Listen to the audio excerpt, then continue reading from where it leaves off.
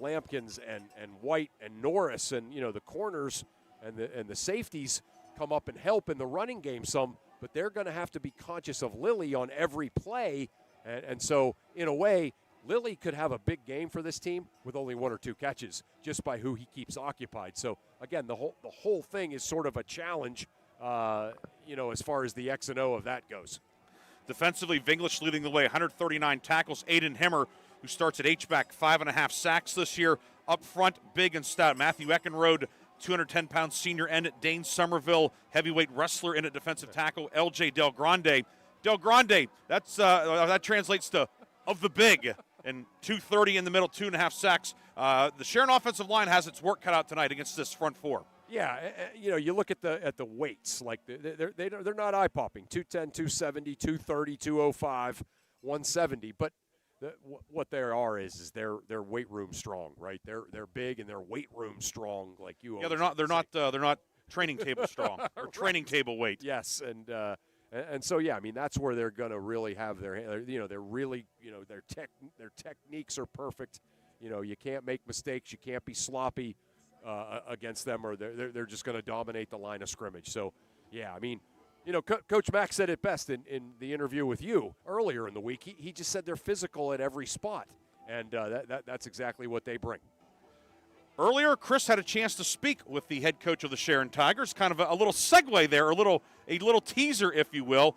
And we will hear from the head coach of the Sharon Tigers, and then after that, we'll hear from Jason Grassy, the first year of his second stint as Penn Cambria head coach. Don't forget the 21st Century Energy Group starting lineups are also upcoming as well as we approach kickoff coming up at the top of the hour. Here's Chris with Sharon head coach Jason Mhaney. Sports Radio 96.7, and I'm joined by Sharon head coach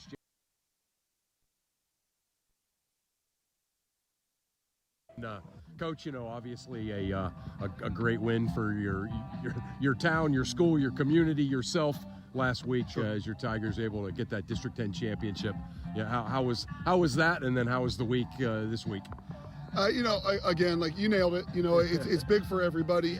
For our young men in our community, in our school, it's a big deal. And being able to climb that mountain after, not doing it for a few years in a row there, was a big emotional and physical hurdle, and really excited for our guys. But, it's something that I told them, hey, you got all the time in the world to go celebrate this later on. When we got back into the school on Monday, you got to wash it, and we got to recenter ourselves here.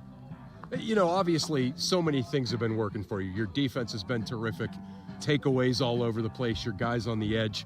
And then offensively, it really seems like your quarterbacks, Engelmore and Lampkins, have really kind of settled in. Two-headed monster gives the defense a different look. How's that working for you so well? I have been very fortunate that it has worked pretty organically for us so far. And those guys complement each other pretty well. So it allows us to be a little more liberal with the quarterback run game because, we do have both guys and both guys ready to go, and we believe in both guys. The team believes in both guys. So it's a tenuous situation to balance just from a coaching perspective with everything that's involved in all of that. But we have been fortunate in the way that it's taken place, and we've been fortunate that those two young men have prepared the way they have to be able to play like that. You're looking down the field at this Penn Cambria team. Obviously the challenge, I think, this round is that you play a team that you have film on them, but you're not sure about the other team that you're watching on film, right? Right. And so it's hard to judge. So, like, when you look at this team, what are some of your what things jump out at you? Well, I think number one, I think we said from square one, like, they're thick. Like, you look at all these guys, they're thick. They're well put together. We know from last year with the team up the road that they beat them pretty good, and they were physical with them. And we see that trend again with them this year. The quarterback really jumps off the screen to me, though. He is a dual threat guy. He is well built. He is, I think the word it would be sturdy. He is physical. And he stirs the drink. He gets them going. They have a big physical tailback, but everything goes with the quarterback. He creates off platform and does a lot of things that are going to challenge you defensively to be in the right spots. So, we have our work cut out for us today, but, excited for this opportunity. You've mentioned a bunch of them. If you had to kind of crystallize it, what would be a couple of keys for your team to have success tonight? take care of the football. It's the boring stuff, right? Take care of the football. Last week we had 0 pre-snap penalties, 0 post-snap penalties. And when you can do things like that, those are hidden yards. And we were good in the special teams game as well. It is the boring things that win football games. I think if you're talking like obvious to this game, when the play breaks down and he starts to scramble, we got to be Velcro in the back end and not allow him to make those off-script plays that we have seen on film that they've really thrived on. So we have to keep him in the pocket and take care of that. Coach, I haven't seen your team since like midsummer. It was the second, so week 1 in August. I'm glad to be here tonight. Certainly congrats on that incredible District 10 championship, and good luck here as you start the 3rd season here, the state tournament. Happy for you. Good luck. Thank you, Chris. I appreciate it. It's always good to see you and Briggsy on the spot, man. Always. Thanks, guys. Appreciate it. You got it, Coach. Thank you. Those are the thoughts of Sharon head coach Jason Mhaney as he gets his Tigers ready for this state quarterfinal game here at Clarion against Penn Cambria. Pregame continues on Sports Radio 96.7.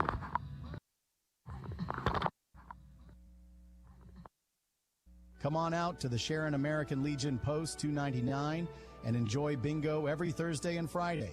First number called at 6:45. Join us for trivia night every Thursday at 6 p.m. Our grill room serves up great food daily, and our kitchen is open Thursday through Saturday from noon to 9. We proudly welcome all veterans to our community. Visit Sharon American Legion Post 299 on East State Street for good company, good times, and a warm welcome. You're independent. So are we. We're a locally owned independent bank. Because of that, we make our loan decisions right here at the bank. You don't have to wait for some out-of-town loan committee to get together.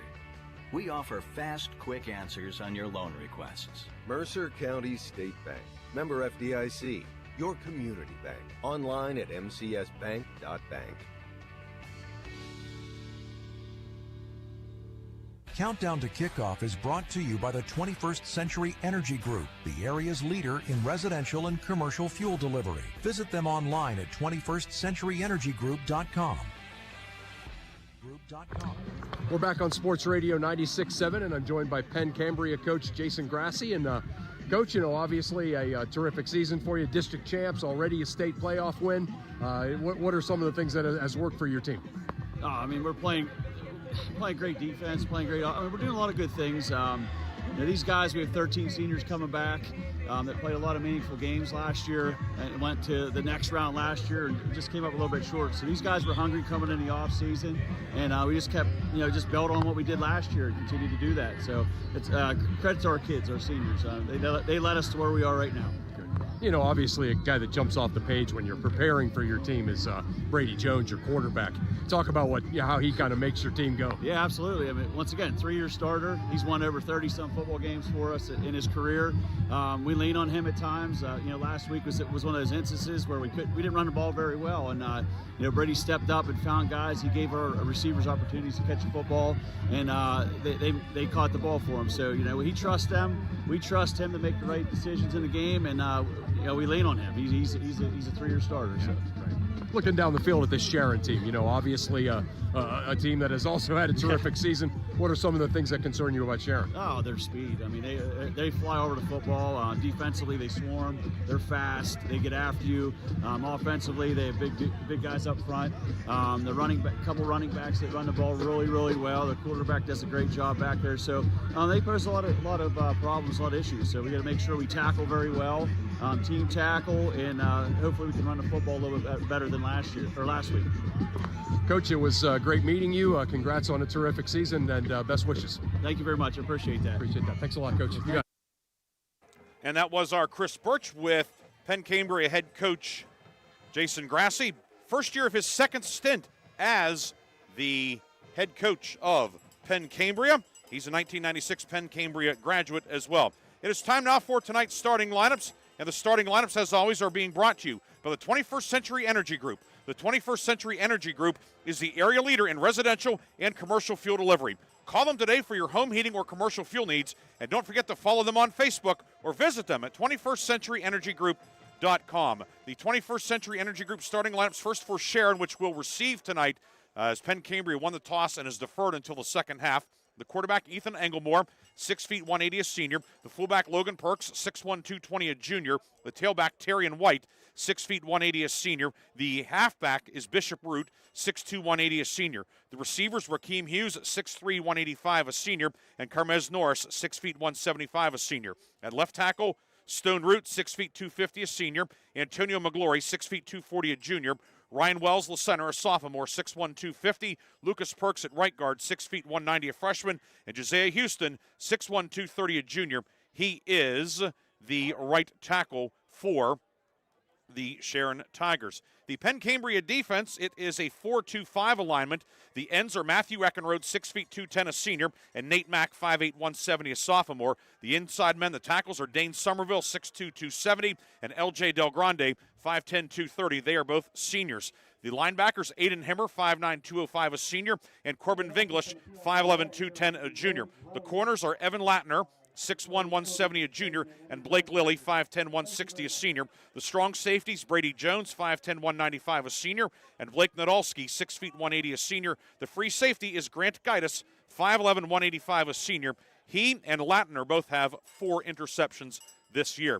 The Penn Cambria offense, Jones is the quarterback, Himmer's the H-back, Vinglish the running back. Gaitis, Lilly, and Nadolski are the receivers. Somerville at left tackle, Eckenrode at left guard. Logan Price is the center, 5'10", 230, a senior. Ben Gorba at right guard, 5'10", 230, a junior. And the right tackle is Mason Geist. The Sharon defense, a 4-3. The ends are Logan Perks and Marius Best. Best 5'8", 190, a sophomore, 6 sacks this year. Stone Root and Houston on the inside. Bishop Root at inside linebacker along with Anavion Brown. Brown 5'10", 190, a junior. Kylene Smith on the outside, 6'3", 175, a junior. White and Norris are the corners. Hughes is the rover, and Jaffier Lampkins is the free safety. He's a junior, 6'1", 180 pounds. And we are about ready to get underway here at Clarion University, PennWest Clarion Memorial Stadium for this state quarterfinal. Ryan Briggs, Chris Burtch with you tonight. We have Art Shannon, the People's Champ, back in the studio producing our game. Penn Cambria will go left to right in the first quarter.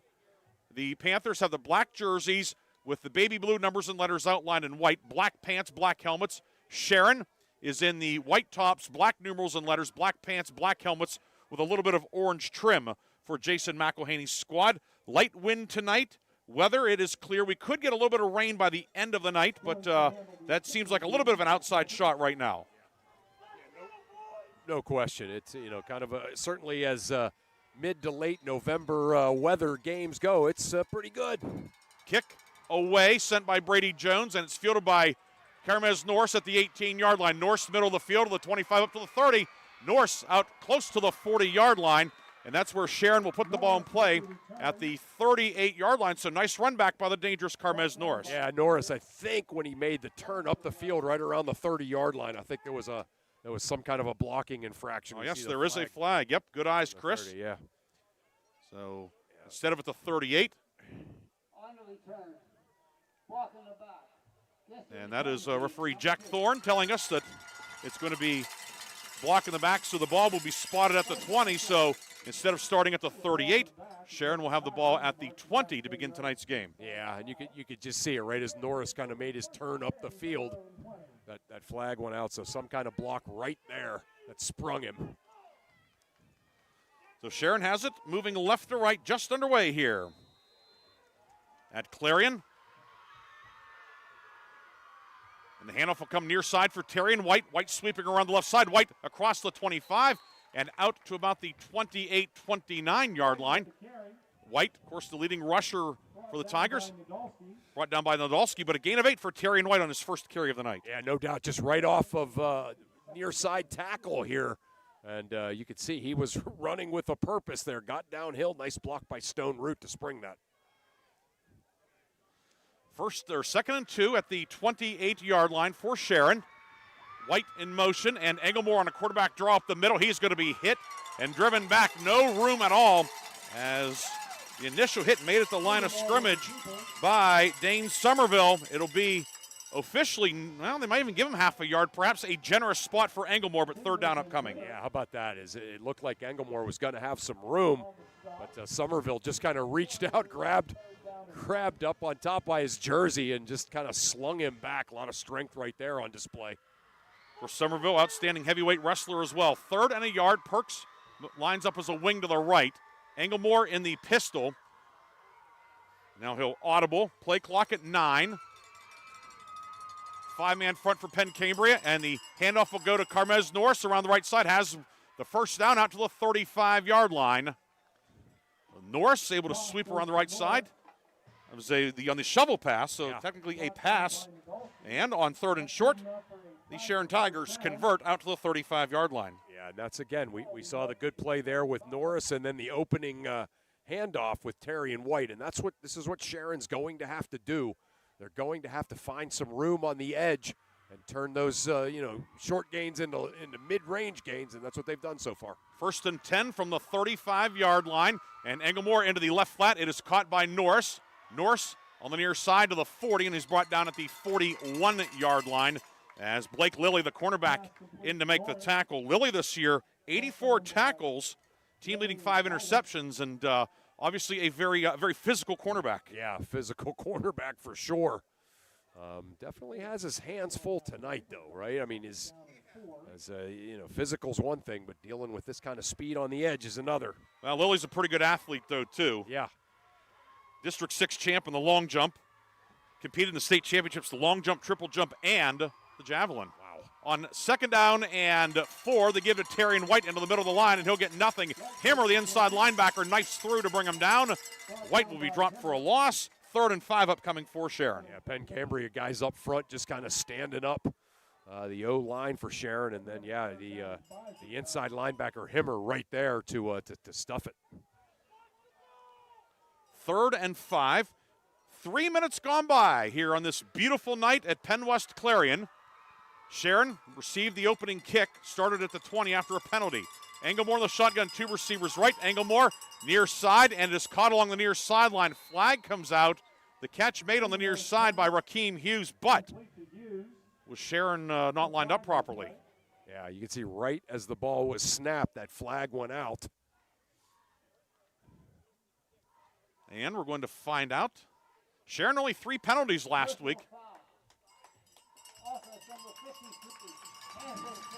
And it's a personal foul for hands to the face. Wow. So it's 15 yards. It's going to be third and long. Ooh. Instead of being enough for the first down. So a costly penalty, as the penalty was called on Antonio McGlory, the left guard, hands to the face. That's a costly mark-off back to the 25-yard line. Put Sharon in third and an even 20 yards. Yeah, just a quick out, right? 2-step drop by Englemore. Able to find him out there on the out route that would have given Sharon the first down. But, yeah, right away you saw the official right on top of it. Hands to the face right along the line of scrimmage. The ball back to the 25-yard line. Third and 20 now. Englemore back to pass. Englemore looking downfield, looking for Norris, and he makes the catch. Carmez Norris down inside the 40-yard line between 2 defenders on third and 20. Sharon goes for broke and gets a big gainer, a pickup of 36 yards to the Penn Cambria 39. Yeah, Norris just kind of made that inside-out move, found the middle of the field, and a perfect pass by Ethan Englemore right on the money. Big first down for Sharon. Tigers quickly back to the line of scrimmage. Perks wing right. Norris wide right. Hughes to the left. Ball in the middle of the field. Root and White on either side of the quarterback, and the handoff will go to Bishop Root this time. Root's first carry of the night, and he'll get a yard, but that is it, as he is swallowed up by a number of black and blue jerseys, including Nate Mack, the only sophomore starter for Penn Cambria. Ball came out at the end of the play, but Root ruled down. Yeah, Root just, kind of that little bit of that kind of along the line of scrimmage, like a modified jet sweep looking play, and just nothing there. Penn Cambria well defended that. Penn Cambria this year defensively, 31 sacks, 29 takeaways. 2 receivers left. White motions out of the backfield. Englemore back to pass. Englemore pumps, dodges the man, heads upfield. Englemore to the 35, and then Slides down at about the 33-yard line. Englemore scrambling. Pretty good baseball player is Ethan, and safe on that one. Yeah. Gets 5. It'll be 3rd down and 4 at the 33. Sharon already 2 third-down conversions on this drive. This will be the 9th play of the drive, and a drive that's used over 5 minutes. Yeah, really good starting drive. Obviously well scripted by the Sharon coaches and well executed by the Sharon offense. Yeah, Englemore, Briggsy, little Ben Roethlisberger ball fake there, and was able to pick up some yards with his feet. Receivers to either side. Perks is a wing to the right. Englemore out of the shotgun, back to pass. Englemore rolling right on the run downfield, and a diving attempt far side. Incomplete. And now Sharon will face 4th down with 6.5 minutes to go in the first quarter. Yeah, very likely 4-down territory here as have the ball obviously outside of field goal range, but would be sort of counterproductive to punt here. So, yeah, you're certainly in that no man's land here. 4th and 4, I should say, at the 33-yard line. Sharon coming into the night was 43% on 3rd down, but 2 for 3 tonight. 4th and 4, Tigers have to get just past the 30 to the 29. 3 receivers set. Englemore back to pass. Englemore far side, and it is dropped. Norris had it in his hands, couldn't make the catch, and the Penn Cambria defense holds with 6:23 to go in the first quarter. A 10-play drive stalls out in Penn Cambria territory. Yeah, certainly some encouraging, looks for the Sharon Tigers as they're able to, move the football down the field, pick up a couple of big first downs on 3rd down plays. But, Penn Cambria bends a little bit but does not break. And now we get our first look at this explosive Penn Cambria offense led by quarterback Brady Jones. And the first play, the handoff goes to Vinglish. And Vinglish is going to be dropped for a loss of a couple as the Sharon defense there. Stone Root along with Marius Best. Best having a huge postseason for Sharon. Yeah. Vinglish has not gone backwards often in the postseason, but he loses 2 there. Yeah, how about Best there? Just basically kind of went under the blocks and was able to meet Vinglish about the split second that they handed him the football. For those of you watching, we certainly appreciate you doing that. The clock on the screen is an unofficial clock. It's being controlled by my hand. So just letting you know that. 2nd down, Jones throws it over the middle, incomplete, looking for Himmer, and glances off of his hands. It'll be 3rd down and 12 now on the incomplete pass, looking for Himmer, who has 2 catches this year and could not pull in number 3. Yeah, found a little seam there in that, zone action of Sharon's, but not able to haul it in. Maybe heard the footsteps there of Brown and Smith and some of the linebackers. 3rd and 12. The Sharon defense, 34% success rate against on 3rd down. Back to pass is Jones. Has time, now flushed. Jones looking, and he's going to dodge one man and then be brought down for a short loss back at the 28-yard line. Best was in there again along with Logan Perks. And a 3-and-out for Penn Cambria. The Sharon defense coming up big. Yeah, we heard Coach Mack in the pregame talk about he needs his guys to be like Velcro whenever Jones kind of drops down and looks to run, and that's exactly what they were that time. So a great 3-and-out for this Sharon defense. Jones to punt, averages 35 yards a kick. Snap is back, and the kick is away. It's a high spinner. It'll hit at the 30 and take a big Penn Cambria roll down inside the 15-yard line. Wow. It will continue to roll all the way down to the 8-yard line. A field flipper, to say the least. Wow. A season-long 64-yard punt. Oh, my goodness. You don't see that very often on Sunday afternoon, much less Friday night. But, a big booming kick there by Jones, getting it done and flipping the field as Penn Cambria punting from their own 28, and Sharon will have to set up shop on their own 9. So officially 63 as they respotted at the 9, so only 63 yards for Jones. That'll help the old average out. Oh, yeah, that'll. We talk about Jones on offense and defense, but, early on, certainly a play that you could end up putting a star next to as this one goes on. No question. And before we have further action, Flag on the field. we have a timeout on the field and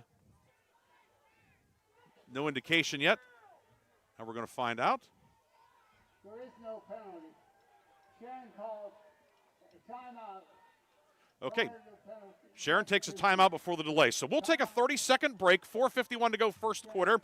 Sharon and Penn Cambria scoreless on Sports Radio 96.7 and Sports Radio 96.7 Facebook Live. Group is the leader in residential and commercial fuel delivery. For over 50 years, they have provided quality heating oils, propane, heat, gasoline, diesel, and lubricants to western Pennsylvania and eastern Ohio, with 7 locations including Newcastle, Grove City, Conneaut Lake, and Erie. The 21st Century Energy Group is your locally owned neighborhood fuel provider. Call them today for your home heating or commercial fuel needs at 1-800-922-5454. And don't forget to follow them on Facebook or visit them at 21stcenturyenergygroup.com. The first quarter is brought to you by the Grove City Area Federal Credit Union. Banking, but better. Banking, but better.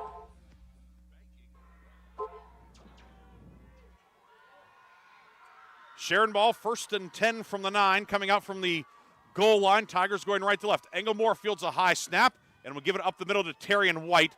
White will get a couple of yards on second effort. Hit initially. And actually, they're going to say down it to 10, but Terrian White picks up a yard. And we see Mack in on another tackle. And it is tough sledding between the tackles against this defense. Yeah, that's for sure. Big and strong and athletic, you know, on the defensive front and in the linebacking core. And Sharon was able to successfully kind of get out on the edge with those backs a couple of times on the first drive. They have to continue to establish that. 2nd down and 9. High snap over Englemore's head. Picks it up in the end zone. He's in trouble. Throws it downfield, and it is nearly intercepted. Tried to find Carmez Norris. Nadolski was the closest one to it. And near disaster on a couple of occasions. Turns out 3rd and 9 is not a bad consolation prize. About 8 things could have happened there. And 7 of them were bad. 6 of them were bad, and that's about the second best thing that could have happened, right, other than a complete pass. Somehow Englemore able to hustle back there, get the ball, find an open receiver, and get a pass at least. It wasn't picked off. 3rd down. Pass goes far side, 3rd and 9, getting it into the hands of Root. Root gets a couple out to about the 13-yard line. But Bishop Root caught it in space, and that space closed quickly. The Penn Cambria defense in there again. We see Himmer, inside linebacker, among others. And Sharon will have to punt from pretty much its own goal line here. Yeah, Himmer's a football player. You can tell just by watching. He's all over the place, good lateral speed. He's been in on a bunch of plays on defense, and again there. Englemore to punt. Awaiting the snap from Josiah Houston. Snap a little bit low. Englemore fields it off his shoe tops. The kick will hit at the 40 and check up there. And now we'll roll upfield a little bit, and Sharon will down it at the 44-yard line with 3:07 to go in the first quarter. And obviously the Jones punt, certainly a big play here, pinning Sharon deep. Englemore, an okay punt. Yeah. Not a 63-yarder, a 31-yarder. Now Penn Cambria starting in Sharon territory. Right. Yeah, that's a great observation there. And it just, again, the big punt by Jones flipping the field, and then, Sharon a quick 3 and out. And Englemore with a decent punt, but not a field flipper. And Penn Cambria finds themselves with really good field position here. Englemore averaged 31 so far this season. First down. The give is to Vinglish over the left side, and he'll be across the 40 and down to the 37-yard line. Pick up a 7 for Corbin Vinglish. 1,400 yards this year, 19 touchdowns. Also a threat out of the backfield, but he's at his best doing that, running right over left guard. Right off left guard. You just see him kind of pinballing off of a couple of white jerseys and picking up 7 there on that first down play. 2nd and 3 for Penn Cambria. Himmer is a wing to the right. Receivers to either side. Now Himmer and Mack will line up as a double wing to the left. That's the short side of the field.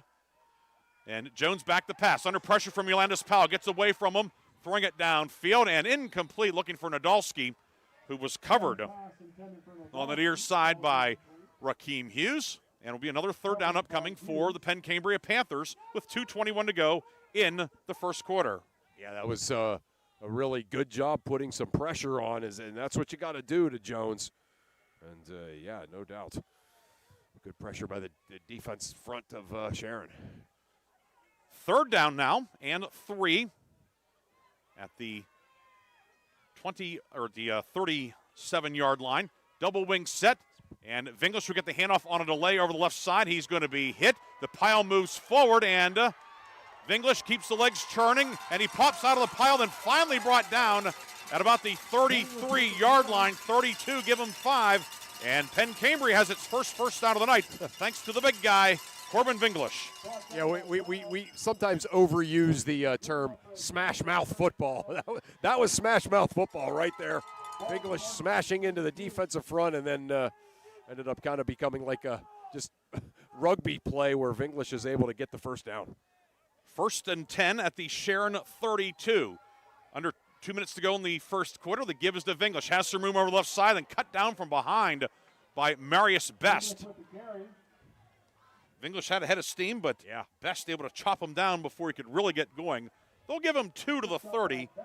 2nd down and 8 upcoming for Penn Cambria, which moves left to right here in the first quarter away from the scoreboard here at Memorial Stadium. It's a couple of great plays by Best already, Briggsy. Give on a leg into Vinglish, and this time Bishop Root will get him in a waist lock and bring him down. Best in there among others on that Sharon front. Vinglish inside the 30 to the 28. 3rd and 6 upcoming with 1:10 to go, first quarter. See Root kind of coming on that cross that they make there. 2 linebackers crossing, and Root able to get in there unblocked and get his mitts on Vinglish and to hold him to a 4-yard gain. So 3rd and 6 upcoming. Penn Cambria converted on 3rd down earlier. No doubt 4-down territory for the Panthers. Jones, quarterback lead play. Jones following Vinglish upfield, and Jones will be hit at the 27-yard line, maybe the 26. Submarined it down in there. Brought down by Root. Yeah, it's and Bishop Root again on the tackle, and it'll be 4th down, and Penn Cambria will go for it. It'll be 4th and 4 for the Panthers. Yeah. Play clock at 20, game clock at 21, so the Panthers do have to run a play. 4th and 4, and the give is to Corbin Vinglish. Vinglish breaks a tackle, hit, stacked up. Oh, it's going to be close. Needed to get to the 19-yard line, or to the 22, I should say, and is he there? Don't see anybody celebrating. He looks to be short. They put it down on the 23. Okay. So the Sharon defense holds with 8 seconds to go. Corbin Vinglish going up the middle, and the Sharon defense standing tall with 8 seconds to go in the first quarter. Yeah, it was Root again. Root kind of started the action there and then kind of piled on. The Sharon defense with a big hold, kind of a delayed reaction to everything. That was a big play and a big moment for the Sharon defense. So 8 seconds to go in the first quarter. Tigers, time for 1 or maybe 2 plays here at the end of the quarter. We'll see what the Tigers elect to do. Englemore in the shotgun, backs on either side of him. Perks goes in motion left to right.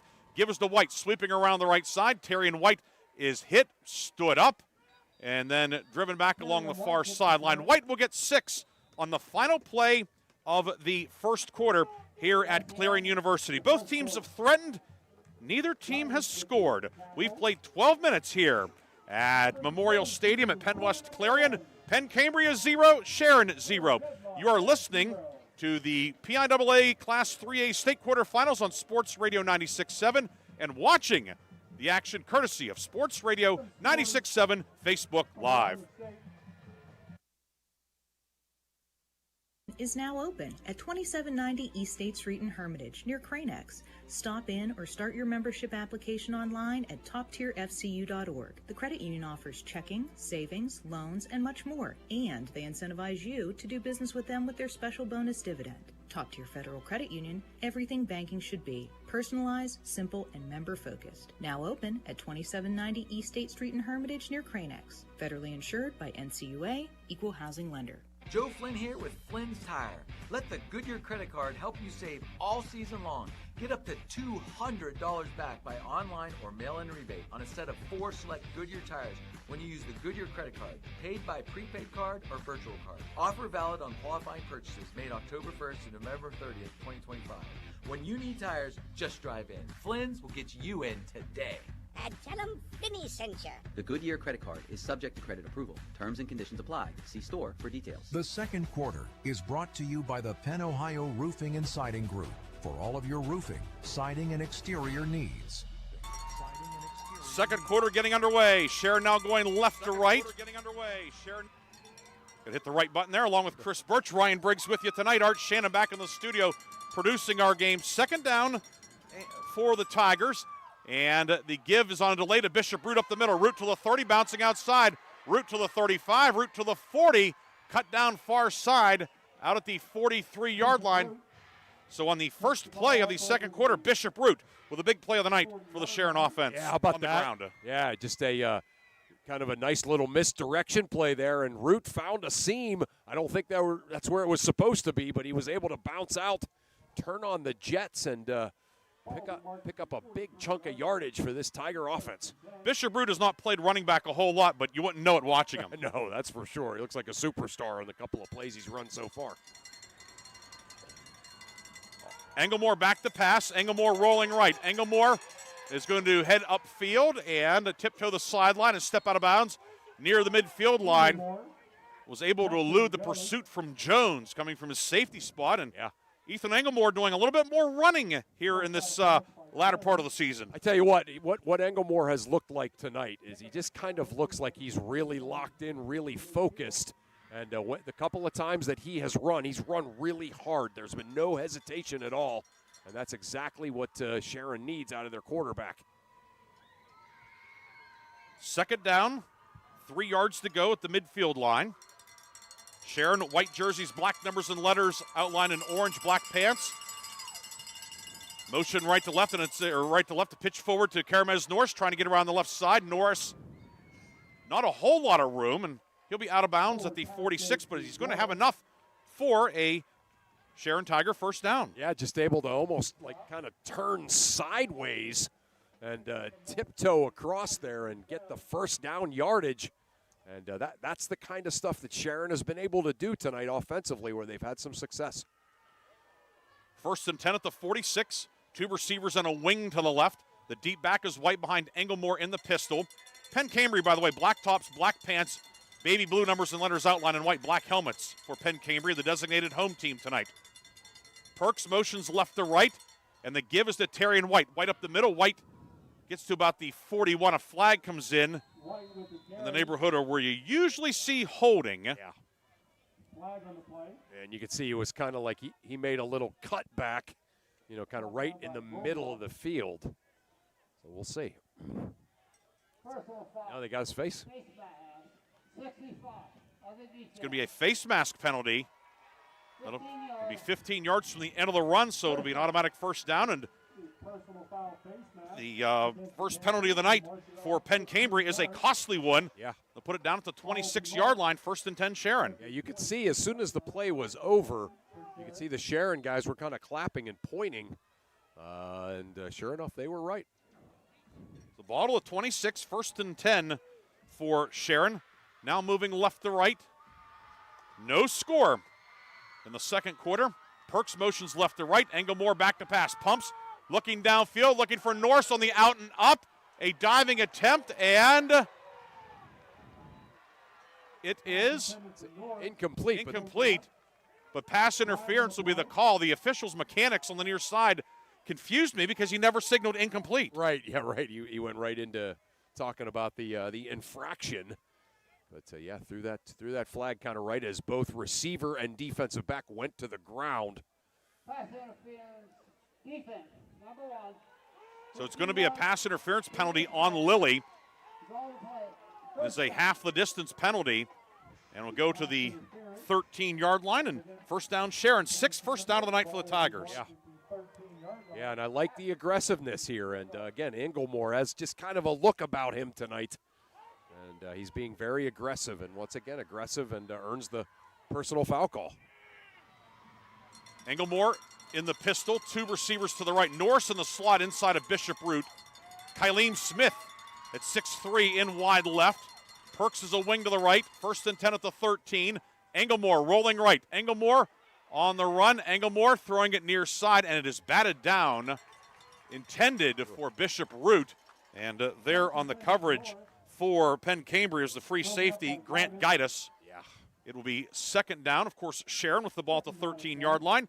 The Tigers are in the McCandless Ford red zone. McCandless Ford, your one-stop shop in both Meadville and Mercer. Ooh, probably a loss of breath moment over on the Sharon sideline as, Englemore maybe trying to stick it in there where nothing was there. Fortunate that ball wasn't intercepted. Perks wing to the left, 2 receivers to the right. Carmez Norris is the slot man on the right. Bishop Root to the outside. Wide left, it's Rakeem Hughes again. On 2nd down, Englemore fakes the handoff, and he will go into the middle of the line, and very tough sledding in there for Englemore. And I'm not sure if that was necessarily a designed fake. No, he didn't fake that. He either went the wrong way or turned the wrong way, or the running back went the wrong way. As, that was supposed to be a handoff up the middle. Englemore, to his credit, as soon as he realized the mistake, plowed forward, but nothing there. So now 3rd and 10. Sharon is in field goal range. Of course, Yusuf Cannon, 2 kicks last week. He was Reinhardt's Insurance Player of the Game. We'll have the Reinhardt's Player of the Game as well as the Lock, Stock, and Barrel Play of the Game in our post game tonight. How many kickers have we had for that over the years? Not many, but he certainly earned it last week. 3rd and 10 for Sharon. Englemore, swing pass right side, caught by Rakeem Hughes. Hughes looking to get outside the numbers, and he's going to be dumped down at about the 8-yard line. Had a little bit of running room, but could not get away from Blake Nadolski. 4th down and decision time for Sharon. Yeah, picked up enough yards there that perhaps the decision comes in. It's going to be officially, 4th and a long 5 or 4th and 6. So let's see what they do. The field goal unit coming out. Okay. And it's going to be Yusuf Cannon to attempt the field goal from the near right hash. It will be 26 yards for the senior Yusuf Cannon. Cannon 3 of 4 on field goals this year, 2 for 2. And the kick mishandled. Englemore will run with it. He's the holder, and the drive fizzles. Sharon turns it over on downs. It was 9:14 to go. It was like a ground ball snap, and Englemore caught it, and he thought maybe for a second that he was going to be able to kind of get it set for the kicker, but then realized there were too many blue shirts in there already. So he just grabbed it and tried to make something out of it. But, first real mistake of the game for either team as Sharon with the tough snap. And now Penn Cambria football moving right to left. I had my view skewed for just a second on that play. The important second. Yes, unfortunately. Jones back the pass out of the shotgun, and his pass is dropped on the far side. As you look for the intended receiver for Nadolski, and Nadolski just looked like he was looking to get upfield before he had it secured. Yeah, that's exactly it, right? Kind of caught it in a lot of traffic over there. We've seen a couple of those kind of on the inside seams of that zone. And both times the receiver kind of took off before they had the ball. Jones now 0 for 3 tonight. Yeah. Only 1 first down for Penn Cambria. Jones will keep it on the run, fakes a jet sweep, gets out to the 15, and then a flag comes in at the end of the play. Yeah, you can see the reaction of the Penn Cambria sideline. It's very likely a hold on the Penn Cambria offensive line. Wouldn't be surprised if Sharon declines this. Right. Yeah, they should. 3rd and 9 as opposed because it would only be half the distance. Yeah, I was just thinking that. But we will see. Sharon will take the penalty. So they called it an illegal block in the back, which is you don't see that in the free blocking zone often. Right. Yeah. So the ball goes back to the 6. It'll be 2nd down and long. 3rd flag of the night on Penn Cambria for 34 yards. Yeah. Sharon's been penalized twice for 25. So we're under 9 minutes to go in the first half. No score in the state quarterfinal. Jones in the shotgun. Brings Lilly in motion from right to left. Deep drop from Jones. Jump pass caught underneath by Vinglish on the screen pass. The Sharon defense ready for it as Vinglish would get perhaps a yard, but that's it. Stone Root stops him for a meager gain. It'll be 3rd and long for Penn Cambria. Yeah, Stone Root again right there. A Navion Brown, too, all over it. So, again, just Sharon has just been solid on defense. Like, just no mistakes, no undiscipline as far as being where you're supposed to be. 3rd down and 15 back at the 7. Jones back to pass. Jones flushed. Jones is going to be sacked back at about the 3-yard line. The Sharon defense comes through. And that was Marius Best again. Yeah. His 7th sack of the season, and now Penn Cambria will have to punt from its own end zone. Yeah, Best has been awesome. I mean, there's no other word to say it. He's been all over the place. He's not the only one, but just seems like we're calling the sophomore's name all over the place, and that was a big play right there on 3rd and long. And Sharon, once again, is going to get the football back in good field position. Jones standing on his end line. Latner is the snapper. The return men for Sharon back at the 45. Snap is low, bobbled. Kick is away. And it's a line drive, fielded and dropped at the 43. Recovered by Sharon. Ooh. As falling on that was Carmez Norris. Tigers will have excellent field position, but that could have got Harry in a hurry. Yeah, Norris did a great job after he mishandled the punt of just going all out and diving on it, not trying to pick it up and gain yardage. That would have been the mistake he could have made. But he did not, so Sharon will still have the football and still have pretty good field position. Not pretty good, good field position after a near disaster.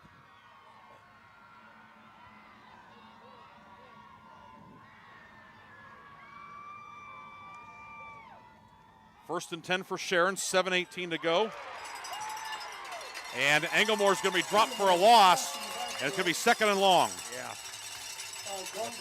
Penn Cambria coming on the blitz there, and just absolutely no one picked him up. So, yeah, great call for that. So loss on the play. It'll be 2nd down upcoming for Sharon back at the 49. And we've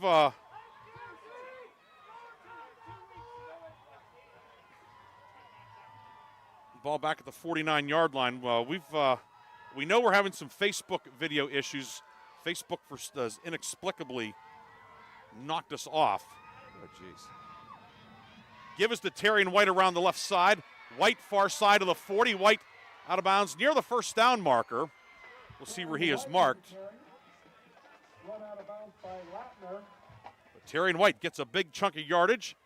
And they're going to say he's out at the 39 of Penn Cambria. It'll be 3rd and 6. Yeah, nice job by White. Again, Sharon runners, all of them, all of the backs and the quarterback Englemore, what they've been doing is they've just been kind of putting their head down and going. And that has really paid off for them. You can see that was kind of part of the game plan. Don't dance around, go right at it. And they have done that tonight really well. 3rd down for Sharon. 3rd down and 6 to 39. Handoff is to White into the middle of the line, and he's going to be hit and stopped right there. Penn Cambria comes out of the pile with a football. The Panther fans don't like it, but the forward progress had been stopped. Yeah. It'll be 4th and 4. So, again, and we've seen a lot of those no man's land kind of 4th down plays here, and we're going to get it. We're going to get another one. He'll pick up 2 on that carry, brings up a 4th down and 4.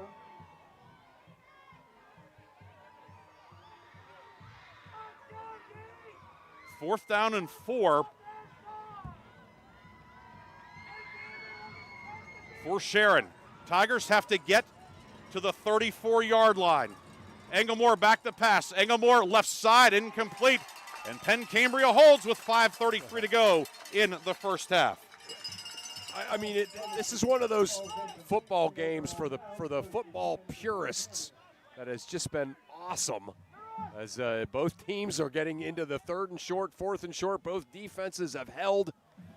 And, again, a lot of people like scoring in wide open games and all of that, but I know, Professor, you're of the same mind as me. This is just great to watch.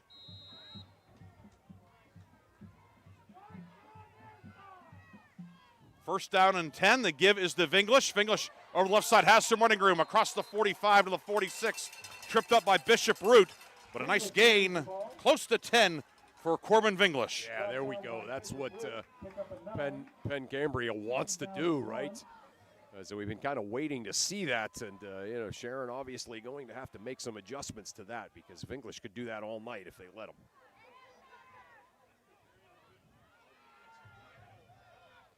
Second and short, second and a yard, approaching midfield. They give to Vinglish again, and he will get that yard and a few more across the midfield line down to the 46. Logan Perks with the initial hit, but it's going to be first down in Sharon territory at the 48-yard line. Yeah, the offensive line, certainly the second Vinglish run, much more than the first, but both of them is really starting to get some push and open up some seams for their big sledgehammer of a running back. First and 10. Jones will give it to Vinglish again. Vinglish into the middle of the line. Vinglish to the 44 and cut down there. Bishop Root in on another stop. They'll give Vinglish 3 to the 45. It's going to be 2nd and 7 upcoming with 4:18 to go. Clock moving. Penn Cambria 3 timeouts left. Sharon with 2. Penn Cambria. The 45 of Sharon. Here comes the blitz. Jones back the pass. Near side caught by Gaitis at the 40 and down to the 39. He'll be about a half a yard short on the play, bringing up third and about 2 feet. Yeah, great job by Penn Cambria's quarterback there, picking up the blitz and able to get almost all the yardage and set up a 3rd and short. Penn Cambria fans didn't like the spot, but he was down at the 39. 3rd and a yard. Give to Vinglish. Vinglish hit, breaks a tackle. He'll have the first down. Pyle moves forward down to the 30 to the 29-yard line. Vinglish picks up 10 and a first down. Yeah. Vinglish again just kind of running right off tackle and able to get into the linebacking core and drag people and again picking up a first down for the Panthers. First down, Jones near side incomplete, a one-hopper well behind Lilly. Safe to say they were not on the same page there. Not on the same page, but pretty good pressure that time too by Marius Best again. I don't think Jones was able to really kind of get into the throw like he wanted to because Best was right up in his face.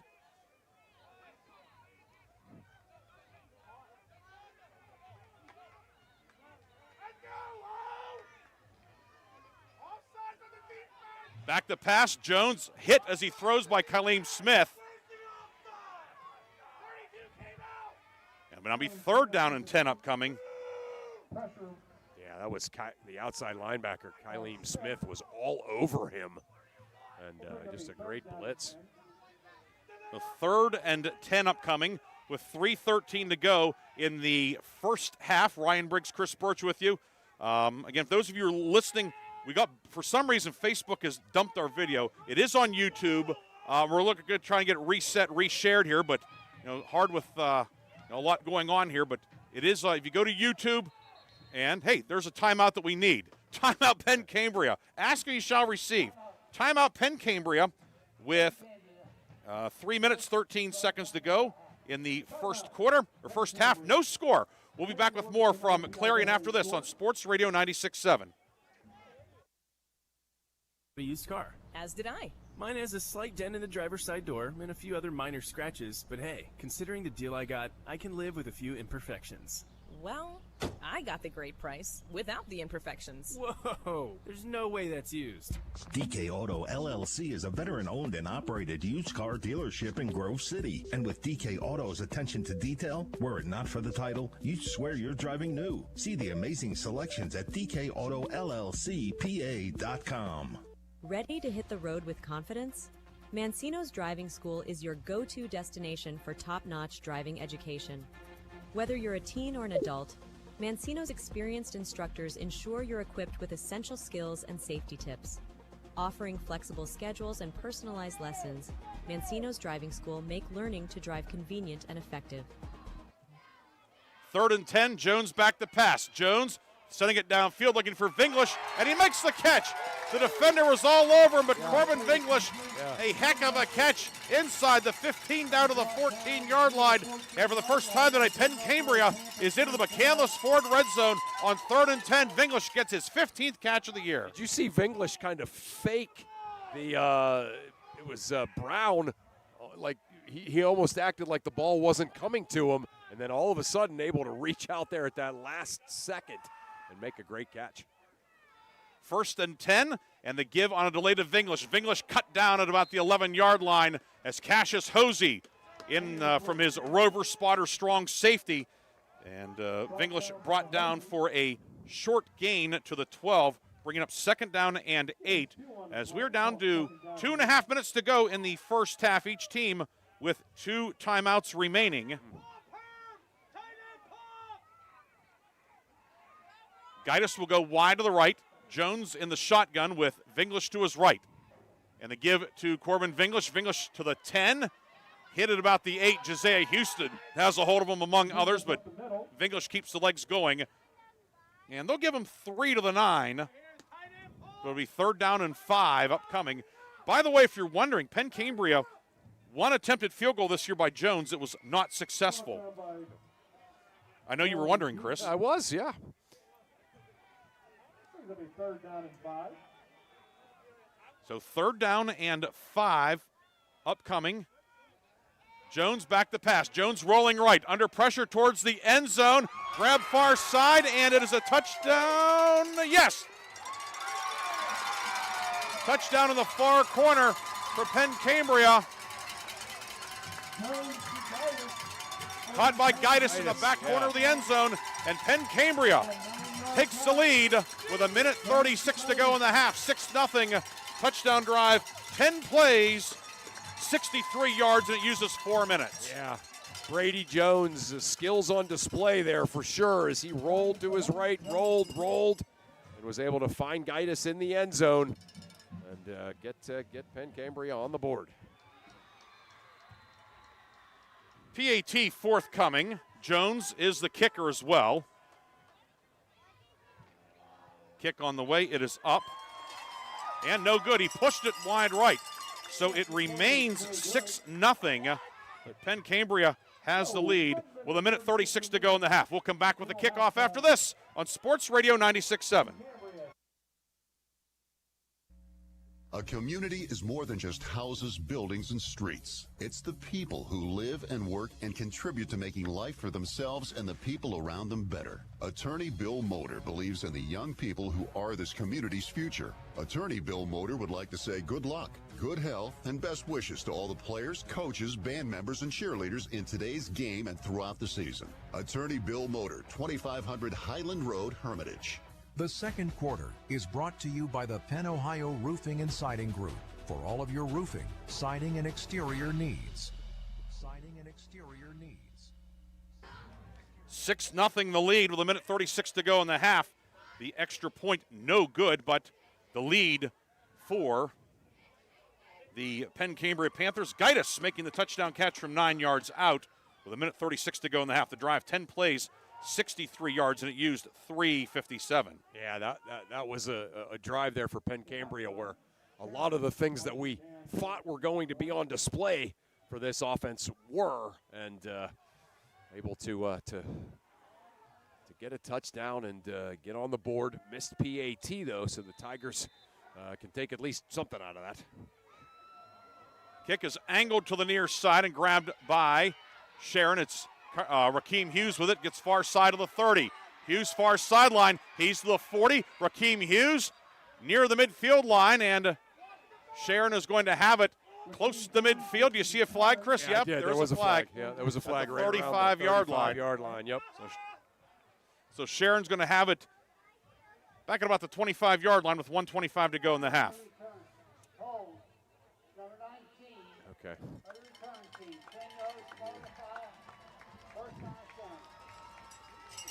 Hold on the return and mark it back 10 yards from the spot of the foul. So the ball goes back to the 25-yard line, and that's where it will be. Sharon taking over. 2 timeouts for the Tigers. They trail 6-0 here.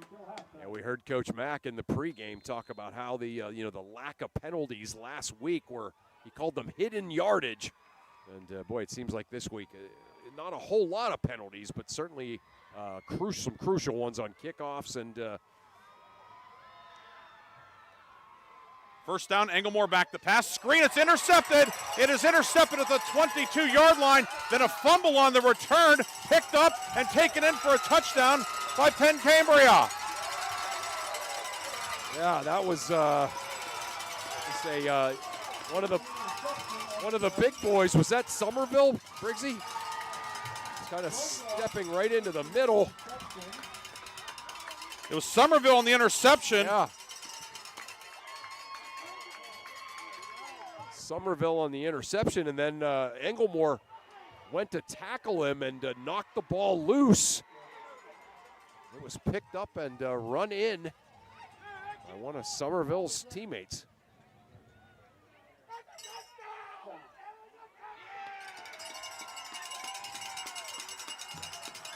So we had an interception, and then on the return, there was a fumble on the play, and Penn Cambria picked up the fumble. Yeah, the interception by Somerville, and did not pick up the number of the guy that picked it up, or actually did. It was 54, and we don't have a 54 on the roster. That's a couple of times that 54 has made a play that I've kind of looked at. Yeah, I don't know who that is. We will find out, though.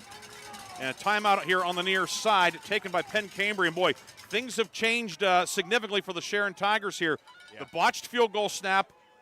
Eventually, Penn Cambria goes down and scores, and now a defensive touchdown here on a fluky play, right. But a play that counts nonetheless. Yeah, Englemore just dropping back to pass, being aggressive, looking at the middle, over the middle of the field, and Dane Somerville with the interception.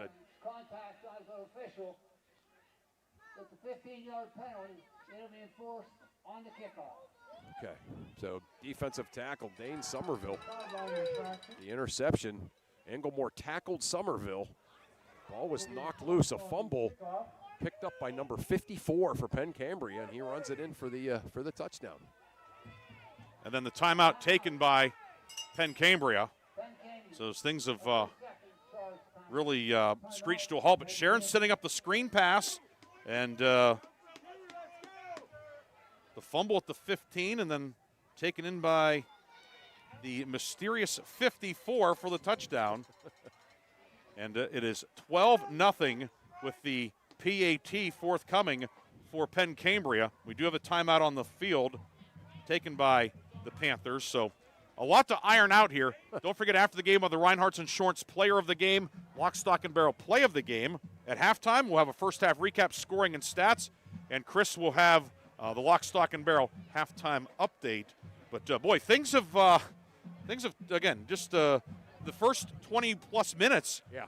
It was a real defensive battle, as you noted, Chris, and then all of a sudden, Penn Cambria, which, Sharon had the upper hand on the stat sheet. They really had, right, yeah. Not that doesn't count per se, but, Sharon had the upper hand, but unable to cash in the McCandless Ford red zone. Penn Cambria goes down and does score. Of course, a huge play, the catch by Vinglish on 3rd and 10.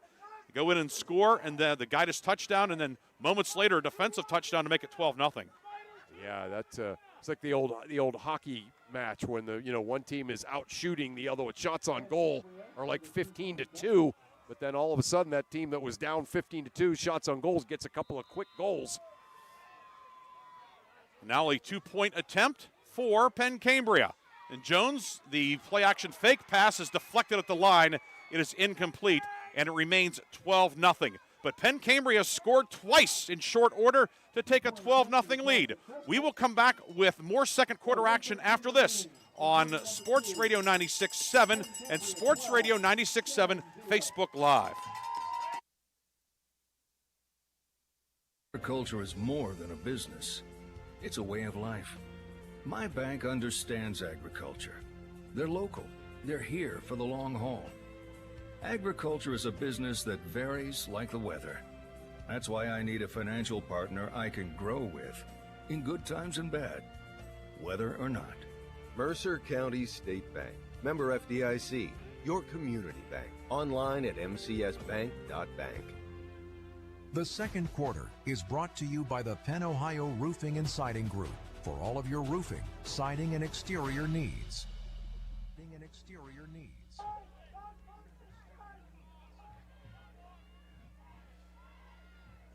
We get ready for the Penn Cambria kickoff. We got some clarification. It was Latner who recovered the fumble. Somerville had it. He was hit by Englemore, ball popped loose, and it was the cornerback Latner, who's also the backup quarterback, by the way. Yeah. But heady play there. He starts at corner. One of the few one-way starters right. for this Penn Cambria team, and he knew the way. Yeah, sure so it'll go officially. The interception return, a 3-yard return, and then it'll be Latner. It's called an interception return in terms of scoring. So no interception, but he gets 15 interception return yards.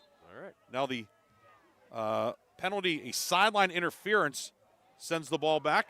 Onside kick, and still loose, and finally fallen on by Sharon at the 47-yard line. So the short kickoff fielded, mishandled, but Sharon ultimately comes out of there with it, and the Tigers have it in Penn Cambria territory. 1:06 to go in the half, and 2 timeouts for Sharon. Yeah, how about that? Penn Cambria rolling the dice a little bit and kicking the onside kick, and nearly got it. A couple of Sharon guys mishandling it, but they're finally able to fall on it.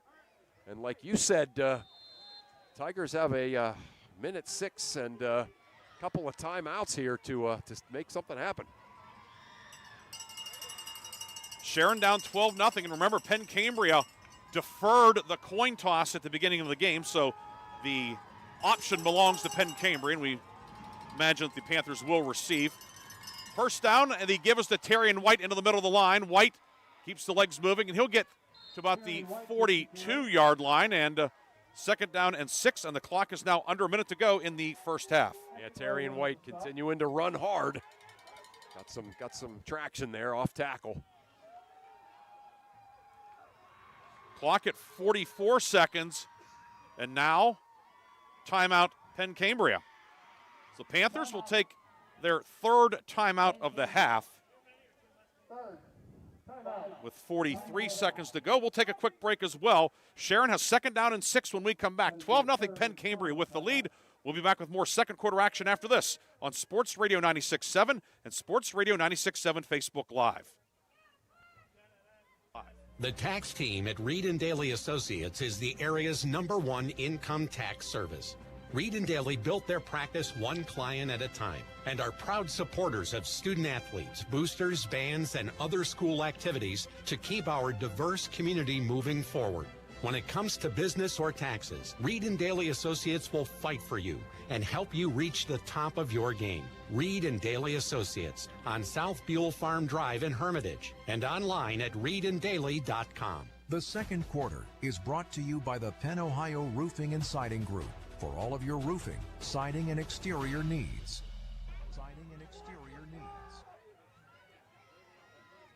Sharon has the ball at the Penn Cambria 42-yard line. Second down and 6. Crowd coming to its feet. White, fake the handoff, Englemore far side, and it is intercepted. Intercepted on the far side. That pass sailed over the head of the intended receiver, and therefore interception number 6. It's Blake Lilly. And the second turnover of the night for the Sharon Tigers gives the ball to Penn Cambria with 36 seconds to go in the half. Yeah, it did. It sailed a little bit. I think quarterback and receiver were on the same page. The ball just sailed.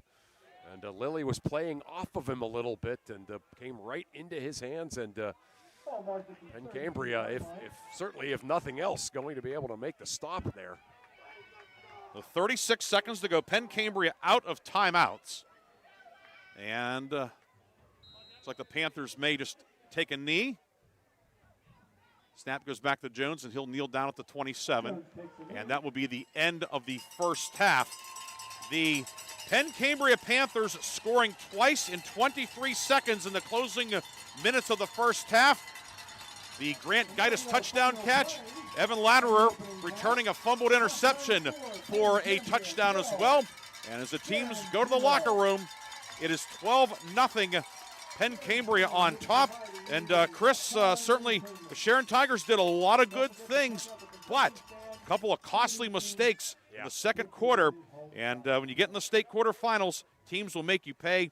And the Sharon Tigers have paid dearly thanks to Penn Cambria converting. Yeah, no question, right? Just a couple of mistakes. The botched snap on the field goal attempt.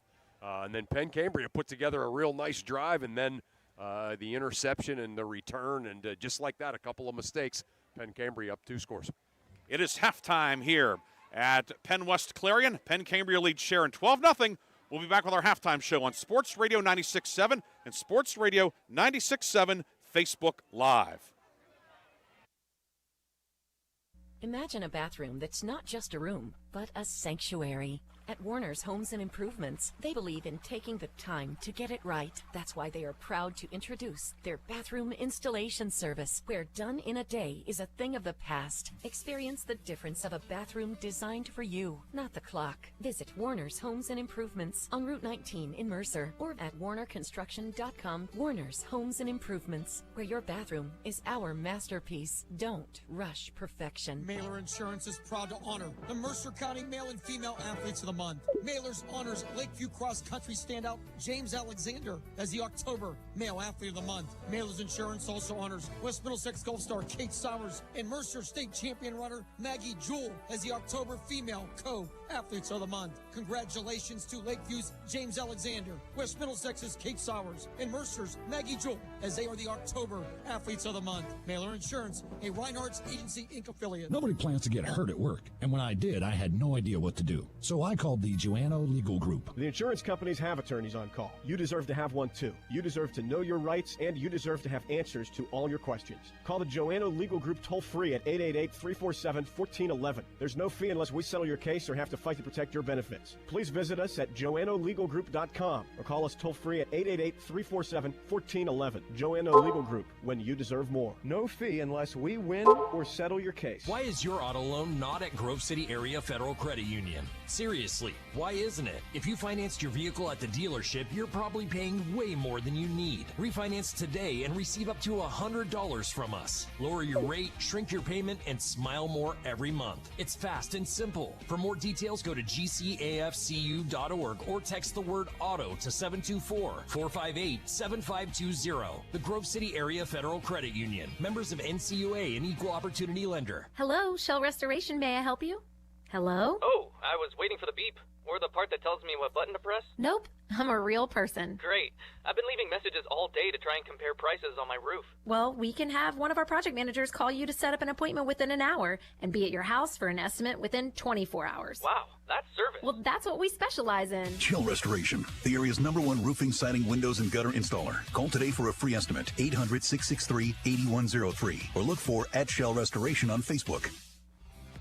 The Halftime Show is brought to you by Lock, Stock, and Barrel, serving giant subs to the Shenango Valley since 1973. We are back here at Al Jacks Field at Memorial Stadium. PennWest, Clarion, Ryan Briggs, and Chris Burtch with you on what is becoming kind of a foggy evening here at Clarion. And Chris, 12-0 the lead at the half for Penn Cambria. And certainly a team that when we talked about them in the open, certainly capable of big plays. We meant more so offensively. Turns out they had the great drive. Sharon made them drive the field. The Panthers able to score. And then the defense coming up with the key play as well. Takeaways number 30 and 31 on the season for Penn Cambria. Wow. One that resulted directly in points, and then one that ended Sharon's potential scoring opportunity late in the first half. Yeah, no question. Yeah, well summarized there. Dane Somerville with that interception. They set up the screen, and Somerville dropped back into coverage from his defensive tackle position, got the interception, and then Evan Latner were able to scoop it up after Ethan Engelmore lowered the boom on Somerville, knocked the ball loose. But Latner, like you said, knew what to do, grabbed the ball, ran it in, and again, Penn Cambria able to follow up a good scoring drive with that touchdown. And then they went for an onside kick, which I thought was a bit inexplicable. and Sharon able to recover. But then, this Sharon with the relatively short field, but Penn Cambria able to intercept the pass there and kneel the second quarter clock out. And that's where we stand right now with a 12-0 Penn Cambria lead. 12-0 is our halftime score. We will come back with the scoring recap, stats, and Chris will have the Lock, Stock, and Barrel halftime update on Sports Radio 96.7 and Sports Radio 96.7 Facebook Live. 96.7 Facebook Live. Sharon Regional Health System has been a trusted choice for high-quality health care. Our team of skilled primary care and specialists provide patient-centered care for every stage of life, offering a full range of services from same-day and walk-in PCP appointments, general surgery, walk-in express care, and emergency life-saving treatment. To schedule, call the Sharon Regional Physician Referral Line at 724-347-1861 or visit SharonRegionalHealthSystem.org. Sharon Regional Health System, continuing the legacy of healthcare in our community. Picture this. You're with a group of friends, and someone offers you a pill. You don't know what's in that pill. The person who gave it to you may not even know. By taking it, you may increase your risk of an overdose. Every day, nearly 300 Americans die from a drug overdose. Get the facts.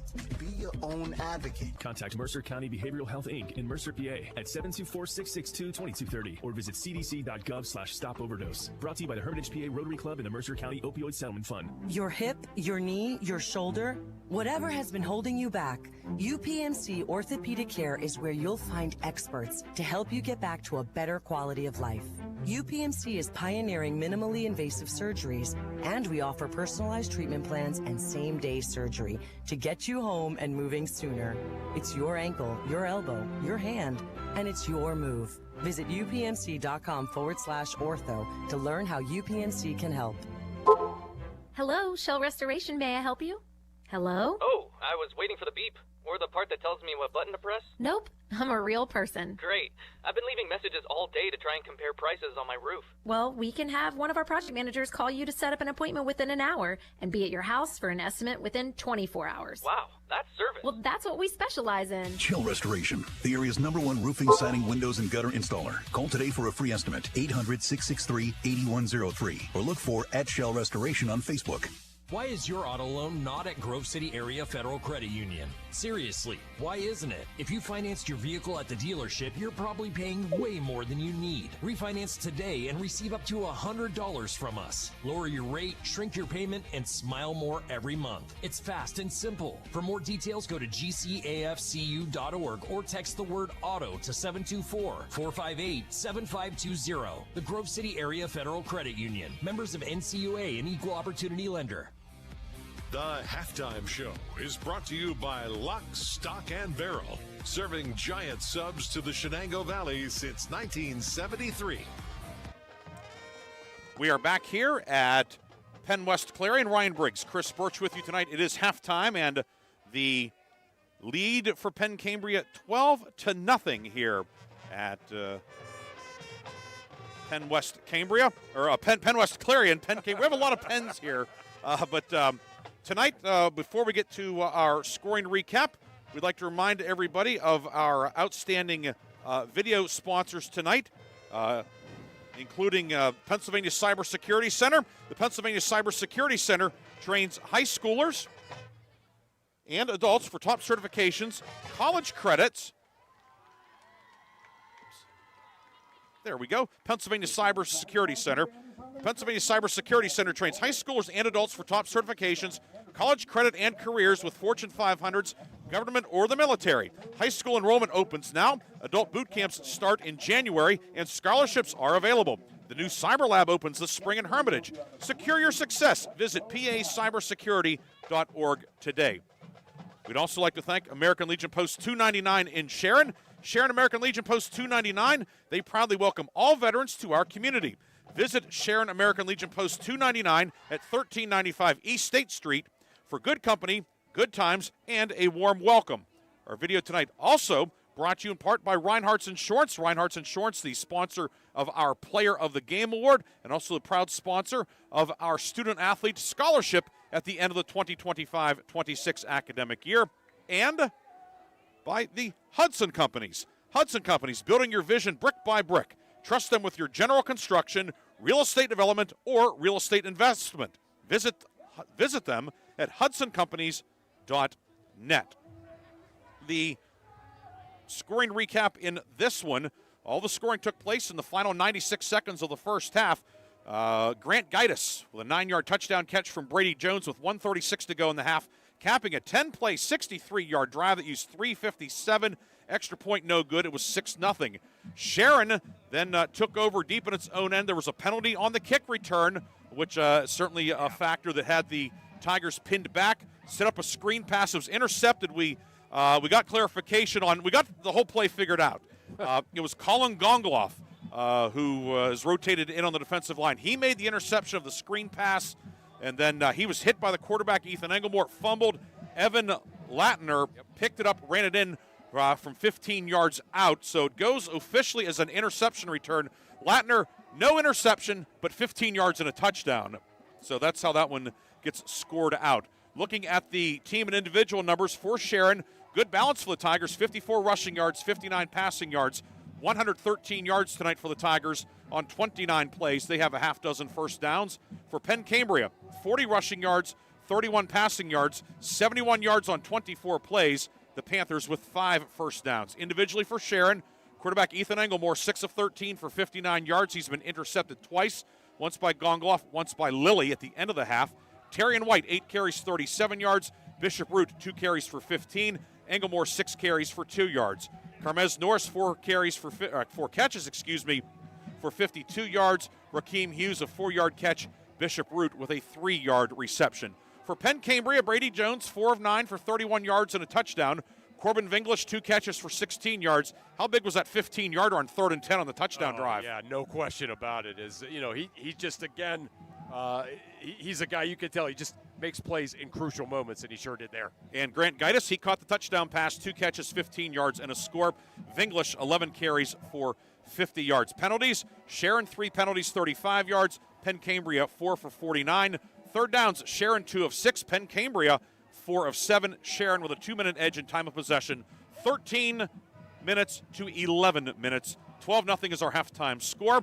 Penn Cambria with the lead. It's now time to catch you up on some scores from around the state playoffs. It is time for the Lock, Stock, and Barrel halftime update, brought to you by Lock, Stock, and Barrel, located in the Sharpsville Plaza in Sharpsville, open Tuesday through Friday, 9 a.m. to 7 p.m., 9 a.m. to 3 p.m. on Saturday. Chris, without further delay. Thanks a lot, Ryan. Yeah, all 4 games involving District 10 teams are at the half right now, as it looks like this in the 1A game. Port Allegheny is up 22-14 up at Corey on Greenville. So Port Allegheny 22, Greenville 14 in the 1A game.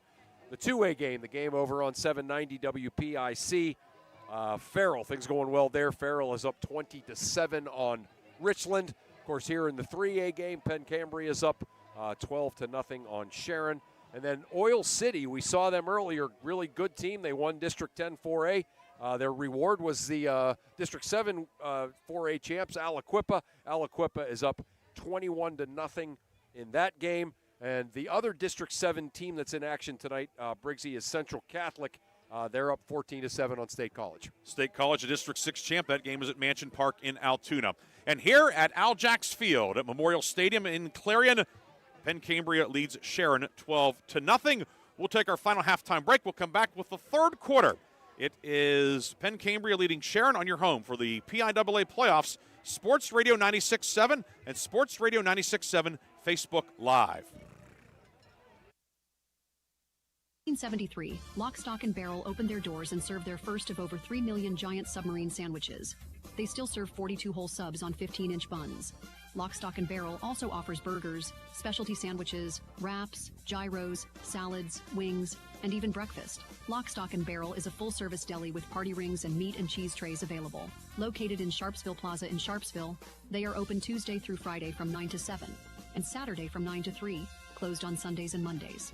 Looking for a place where you or a loved one can thrive with a community that cares? Discover the Ridgewood at Shenango Valley, where independent living meets peace of mind. Our private apartments offer the freedom to live on your terms with personal care and daily assistance available if needed. Short-term stays are also available. For more information or to schedule your in-person tour, visit rwsv.org or call 724-347-0998. The Ridgewood at Shenango Valley, where comfort, care, and community come together. Equal housing opportunity. The tax team at Reed & Daly Associates is the area's #1 income tax service. Reed & Daly built their practice one client at a time and are proud supporters of student athletes, boosters, bands, and other school activities to keep our diverse community moving forward. When it comes to business or taxes, Reed & Daly Associates will fight for you and help you reach the top of your game. Reed & Daly Associates on South Buell Farm Drive in Hermitage and online at reedanddaly.com. For generations, Sharon Regional Health System has been a trusted choice for high-quality health care. Our team of skilled primary care and specialists provide patient-centered care for every stage of life, offering a full range of services from same-day and walk-in PCP appointments, general surgery, walk-in express care, and emergency life-saving treatment. To schedule, call the Sharon Regional Physician Referral Line at 724-347-1861 or visit SharonRegionalHealthSystem.org. Sharon Regional Health System, continuing the legacy of healthcare in our community. The third quarter is brought to you by Warner's Homes and Improvements, making dreams come true since 1958.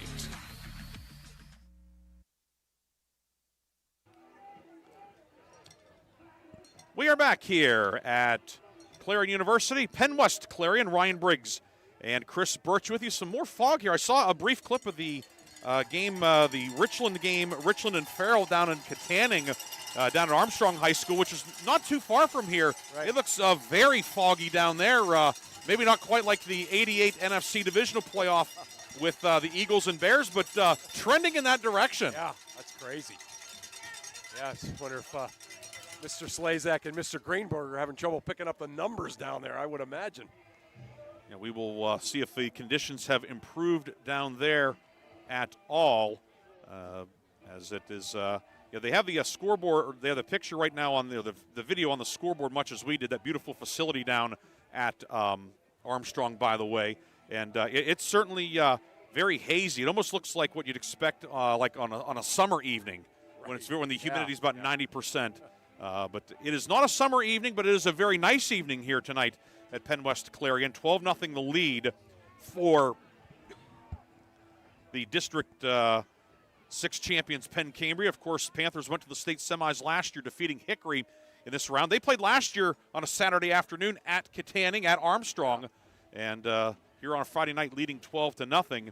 And after the game, we'll have the Reinhardt's Insurance Player of the Game, as well as the Lock, Stock, and Barrel Play of the Game. That's in our postgame tonight here at Clarion. And then it'll be Aaron Biro and Art Shannon with the Warner's Homes and Improvements fifth quarter scoreboard show. They'll be with you until 11 o'clock tonight, discussing all of the action from tonight and previewing what lies ahead, perhaps.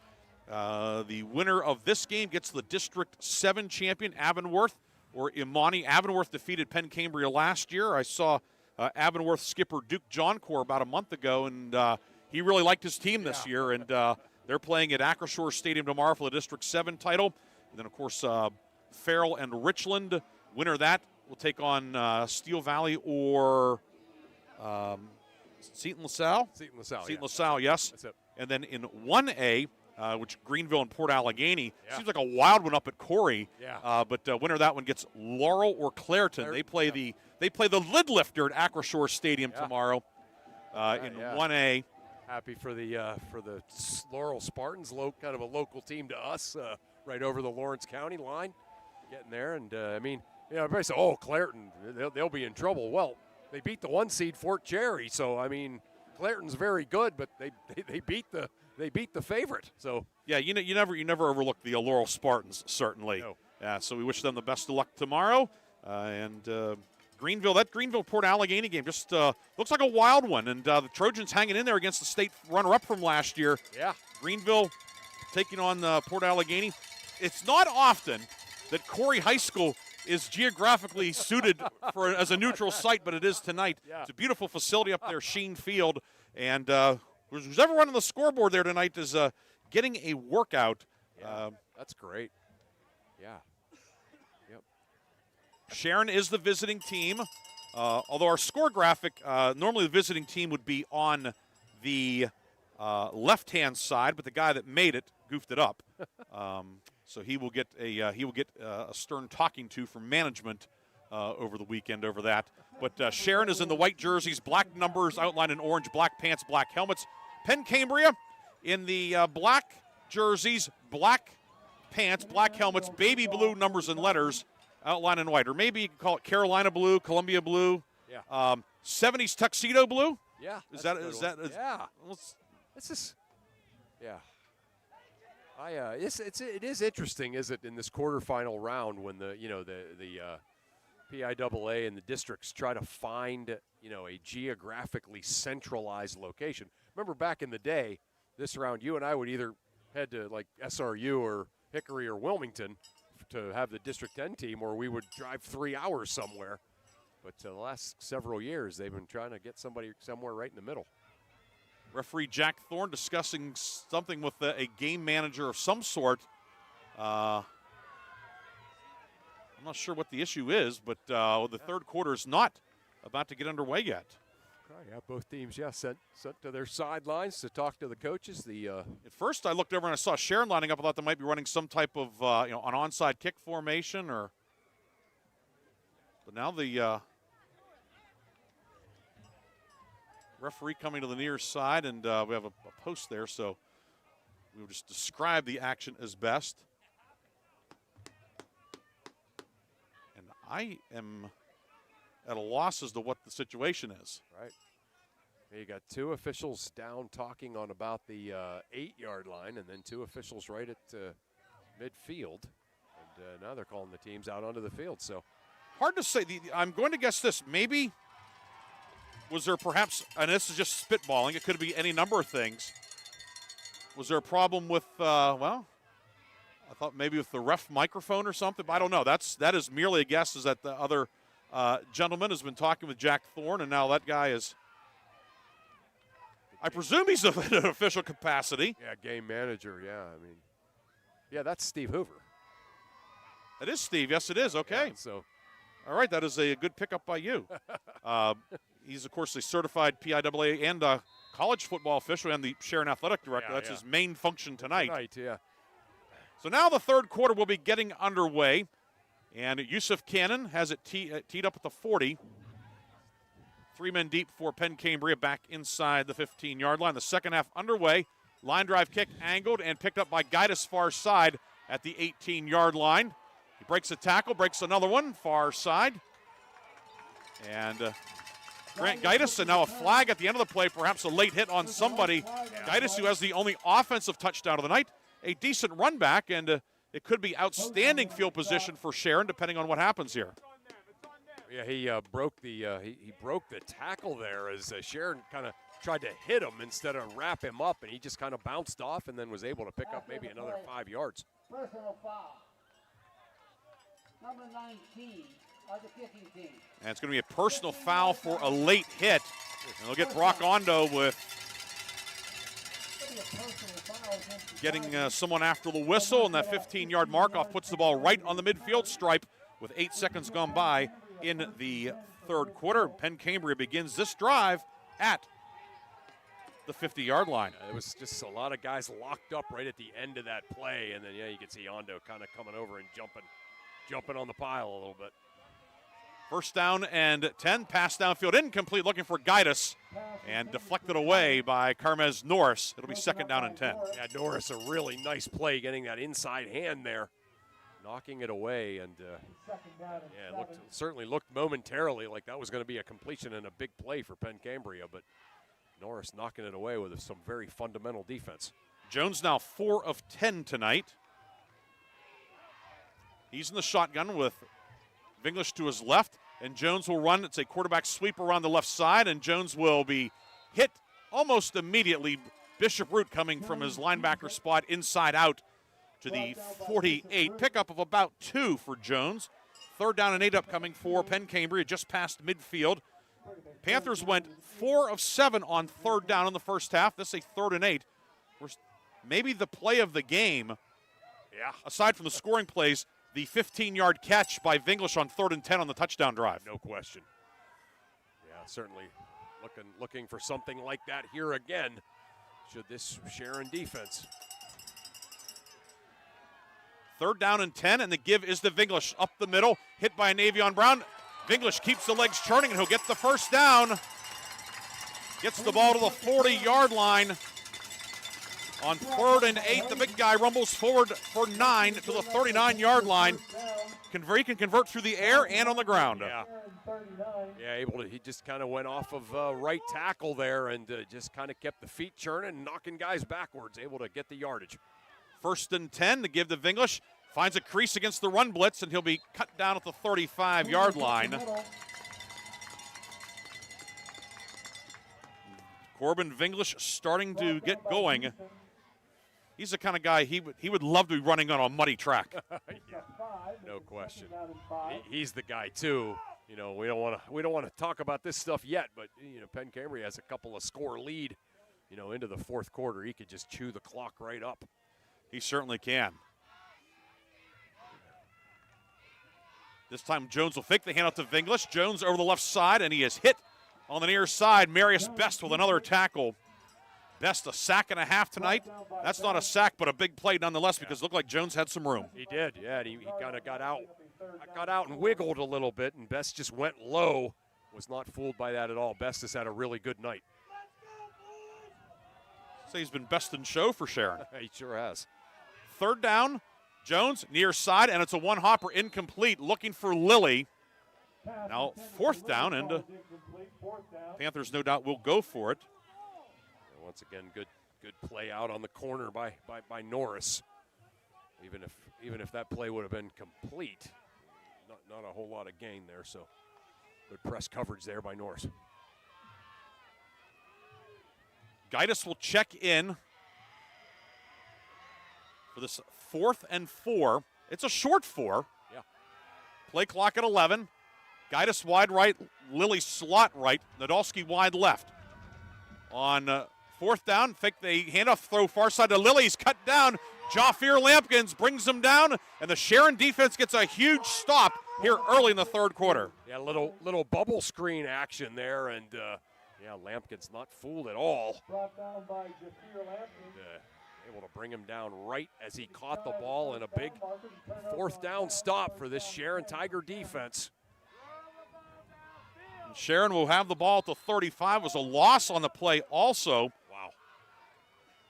And we'll see who's at quarterback for Sharon. Is it Engelmore or is it Lampkins?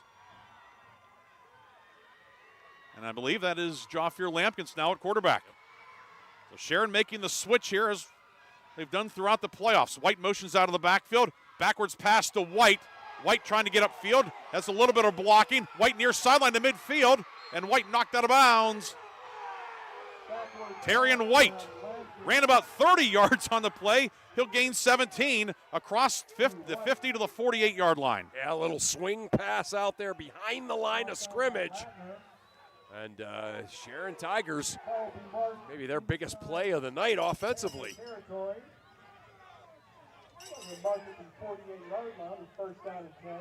Is the 2nd longest one of the night. Of course, they had the big one to Norris back on the opening drive. Yeah, that's right. Now 1st and 10, 3 receivers left. Lampkins, another backwards pass to White. White upfield at the numbers. He is hit, and he'll be cut down for perhaps a gain of 1. Gaitis in on the tackle for Penn Cambria. White, again, catching that ball about 10 yards behind the line of scrimmage. Right. And also Nate Mack, a sophomore defensive end who had a 20-13 record at 160 pounds last year in on the stop. It'll be 2nd down and 9 upcoming for Sharon. Yeah, great to tackle low, making sure he didn't pick up any traction there. 2nd and 9.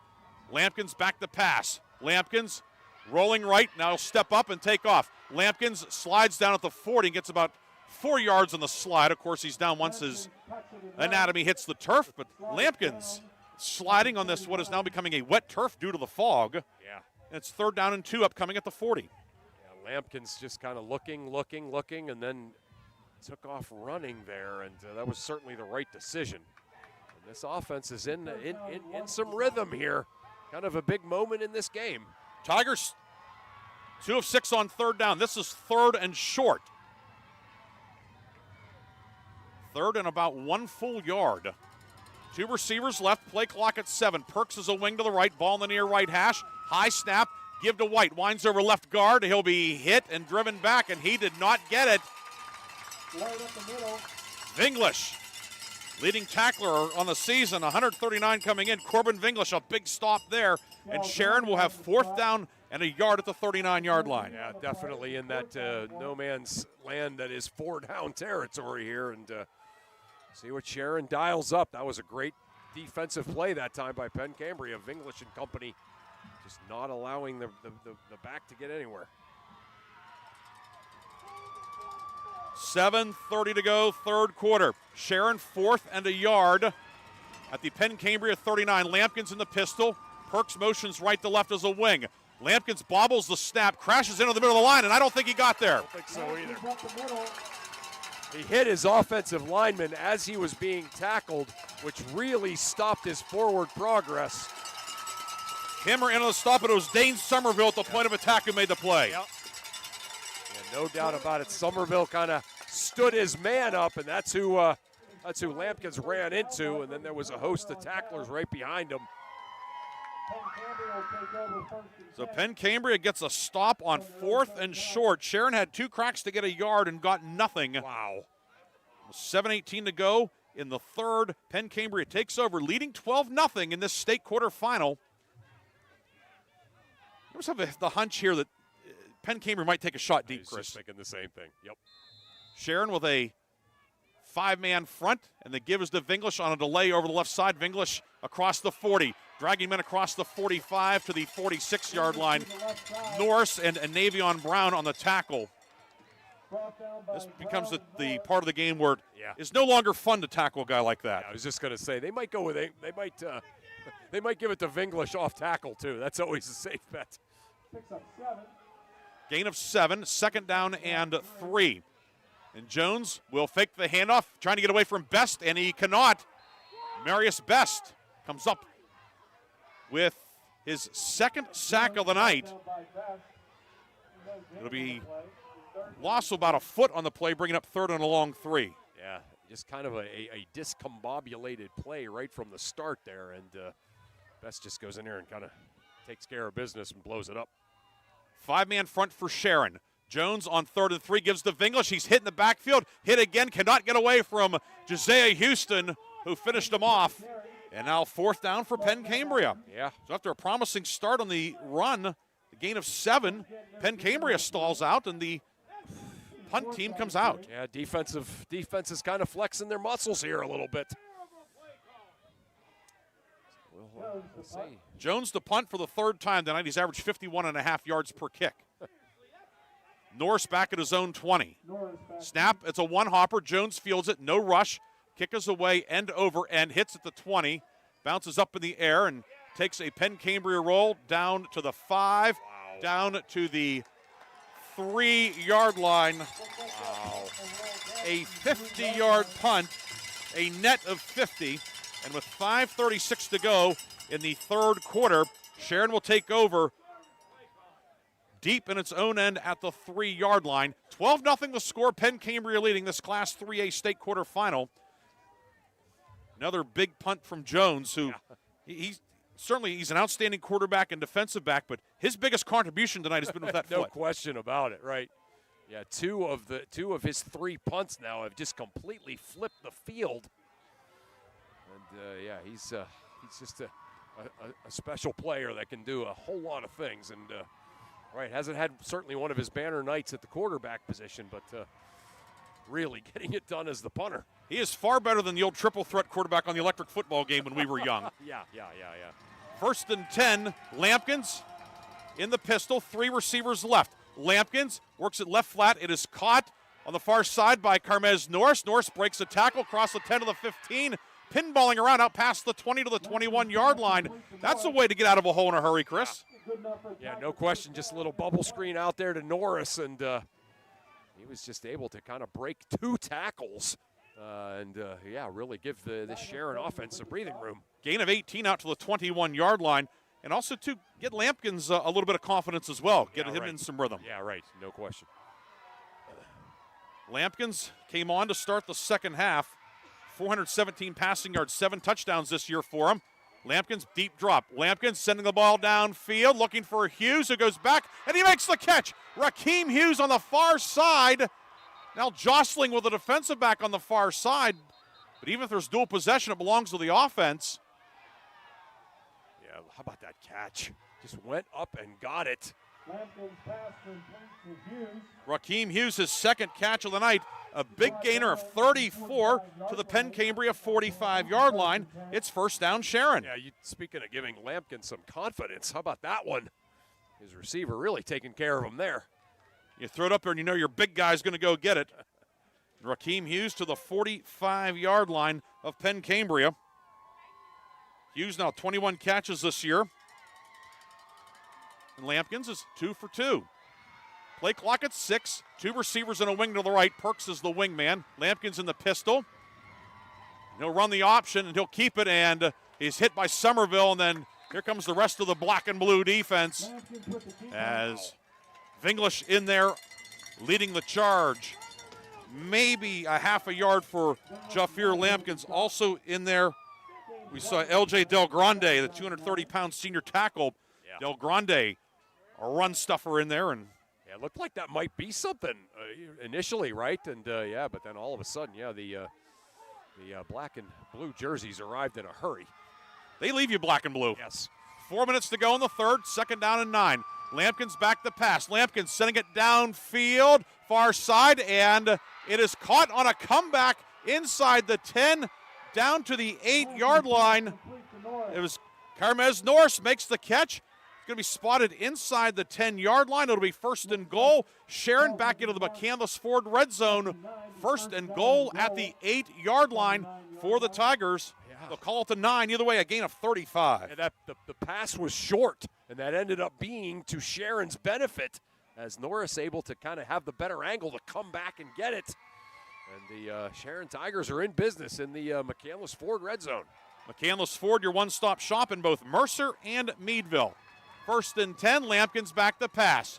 Lampkins throws it downfield. It is caught short of the goal line. It's going to be second and goal. That's Kylene Smith making the catch. Smith just kind of slipping underneath there into the middle. And Lampkins a good pass. Kylene Smith's first catch of the night. Lampkins coming out of the bullpen, 4 for 4 for 95 yards. It is second and goal at the 1. Lampkins and movement. A couple guys took off before the snap, and that is going to cost the Tigers 5.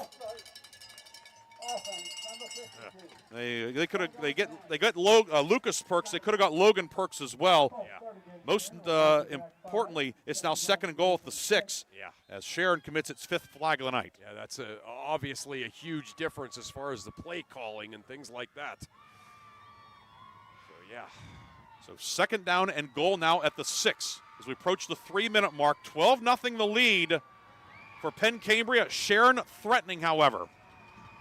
Jafir Lampkins on in relief. Lampkins back the pass. Throws the slant incomplete, looking for Bishop Root. It'll be third and goal at the 6. Yeah, Lampkins under some heavy pressure there.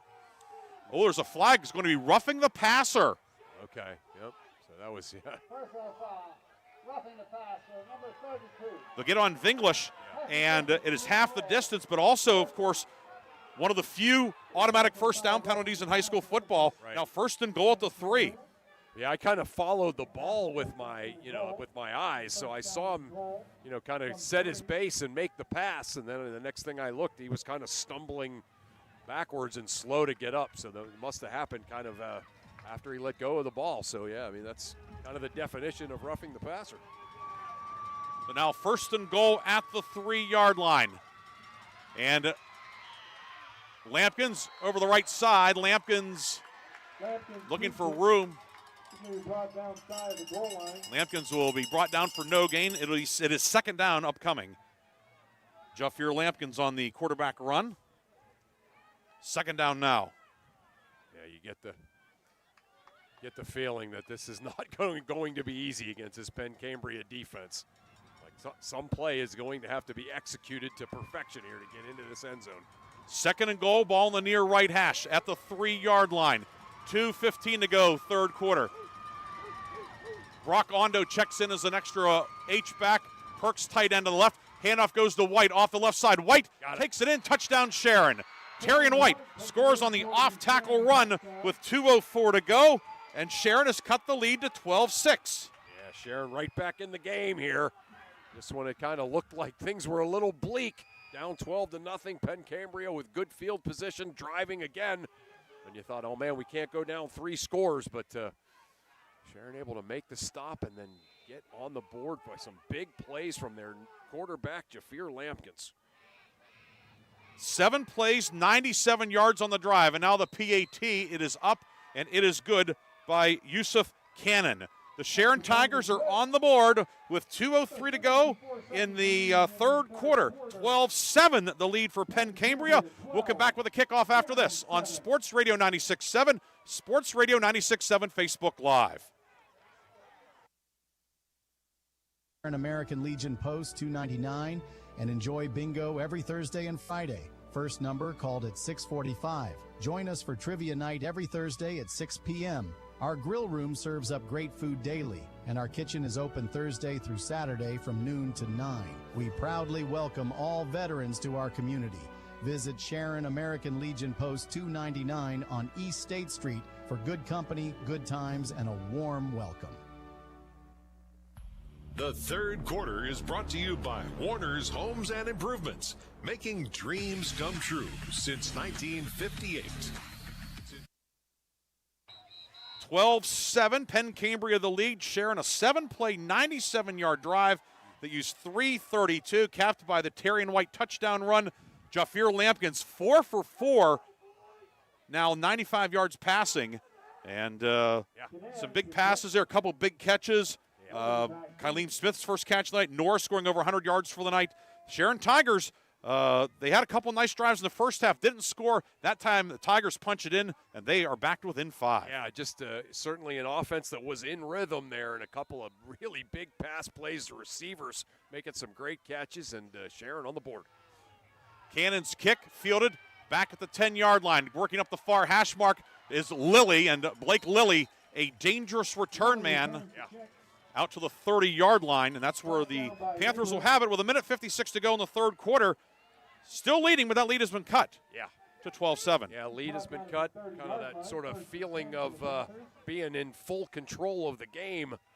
Certainly no longer the optics here. So, yeah, the Sharon defense with a real opportunity here to get their offense the ball back. But this Penn Cambria offense certainly would love to put together some kind of a long drive. Vinglish to the left of the quarterback Jones, and Vinglish gets the handoff. He is met at the 32. Yolandis Powell. Kylene Smith in on the stop as well. Pickup of 2 for Vinglish. Out to the 32-yard line. It'll be second down and 8. Vinglish, 16 carries, 74 yards tonight. Yeah, Powell, 6'4", 215-pound defensive end. Really playing well tonight. We have an update for you from Corey. Good news for Greenville. Wow. 28-22, Greenville leading Port Allegheny early fourth quarter. Wow. Here it's 12-7 Penn Cambria. Jones will give it to Vinglish. Vinglish into the middle of the line across the 35 and to the 37-yard line. Kylene Smith in on another tackle. But a pickup of 5, and it'll be third down for Penn Cambria as we come up on the 1-minute mark here at Clarion University on a chilly evening with fog rolling in. Yeah. Get the sense, though, maybe that the fog is, the result of kind of the temperature dropping quite a bit here since kickoff. Oh, get a little physics lesson here. Condensation. Third and 4 to 36. Jones, quarterback sweep around the left side. Hit, breaks one tackle. Kylene Smith wraps him up. Powell there to finish him off, but it looks like progress will be enough to the 40-yard line. Brady Jones able to scratch out just enough to the 41-yard line. Important third down conversion there the Panthers now 6 of 11 on third down tonight. Yeah, that was a big play, obviously. That Sharon kind of had him wrapped up a couple of times where he was just able to just sheer force of will and keeping his feet moving, able to pick up a really important first down for Penn Cambria. Panthers do have to run a play. Play clock at 9, game clock at 10, and the handoff will go to Vinglish. Vinglish keeps the legs moving, hit driving forward. He'll get out to the 44. Norris finished him off. The initial hit made by Rakeem Hughes along with Bishop Root on the final play of the third quarter here at PennWest Clarion. Penn Cambria 12, Sharon 7. We will come back with the fourth quarter. A berth in the state semifinals is on the line. We'll be back with the fourth quarter on Sports Radio 96.7 and Sports Radio 96.7 Facebook Live. The 21st Century Energy Group is the leader in residential and commercial fuel delivery. For over 50 years, they have provided quality heating oils, propane, heat, gasoline, diesel, and lubricants to Western Pennsylvania and Eastern Ohio, with 7 locations including Newcastle, Grove City, Conneaut Lake, and Erie. The 21st Century Energy Group is your locally owned neighborhood fuel provider. Call them today for your home heating or commercial fuel needs at 1-800-922-5454. And don't forget to follow them on Facebook or visit them at 21stcenturyenergygroup.com. Looking for a career with purpose and growth? G.W. Becker is hiring. As a leader in overhead crane manufacturing, G.W. Becker offer hands-on careers in engineering, skilled trades, and business operations. Enjoy competitive pay, great benefits, and the chance to work on real-world projects with a team that values quality and innovation. G.W. Becker is looking for welders, mechanical assemblers, field service technicians, and other positions. Apply at gwbcrane.com. That's gwbcrane.com. The fourth quarter is brought to you by Shell Restoration, the area's #1 roofing, siding, windows, and gutter installer. Penn Cambria ball to start the fourth quarter. Jones throws it underneath. It is caught by Himmer, or excuse me, that is the second H-back. That is Mack who makes the catch, slipping out of the backfield, and he will take the ball across the 50 to the 47. A first down, a gain of 9, and the 8th first down of the night for Penn Cambria. Yeah. Penn Cambria's tried to run that play a couple of other times, and the receiver hasn't been able to haul it in. That time caught it and got some nice yards after catch. We're just underway in the fourth quarter here at PennWest Clarion. 12-7, Penn Cambria with the lead, and the give is to Corbin Vinglish. Vinglish lowers the shoulder. Across the 45 to the 43-yard line. 4 more for him as he approaches the 100-yard mark tonight. It'll be second down and 6 as we have 11:15 to go in the fourth quarter.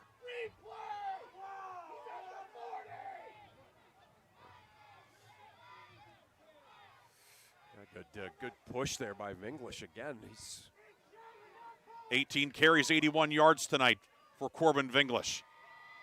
And Jones will fake the handoff to him and keep it and go up the middle on the zone read. And Jones inside the 40 to about the 39-yard line. So Jones converts his, let's see, yeah, he looks a little short. Not the spot that Penn Cambria wanted. It'll be 3rd and a yard. Right. Yeah, that so sets up that 3rd and short here.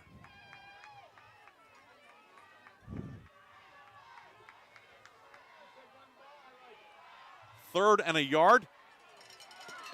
Penn Cambria will go over the right side. It's Jones keeping it. And now he gets another first down on the drive inside the 35 to the 33-yard line. That'll keep the clock moving as well.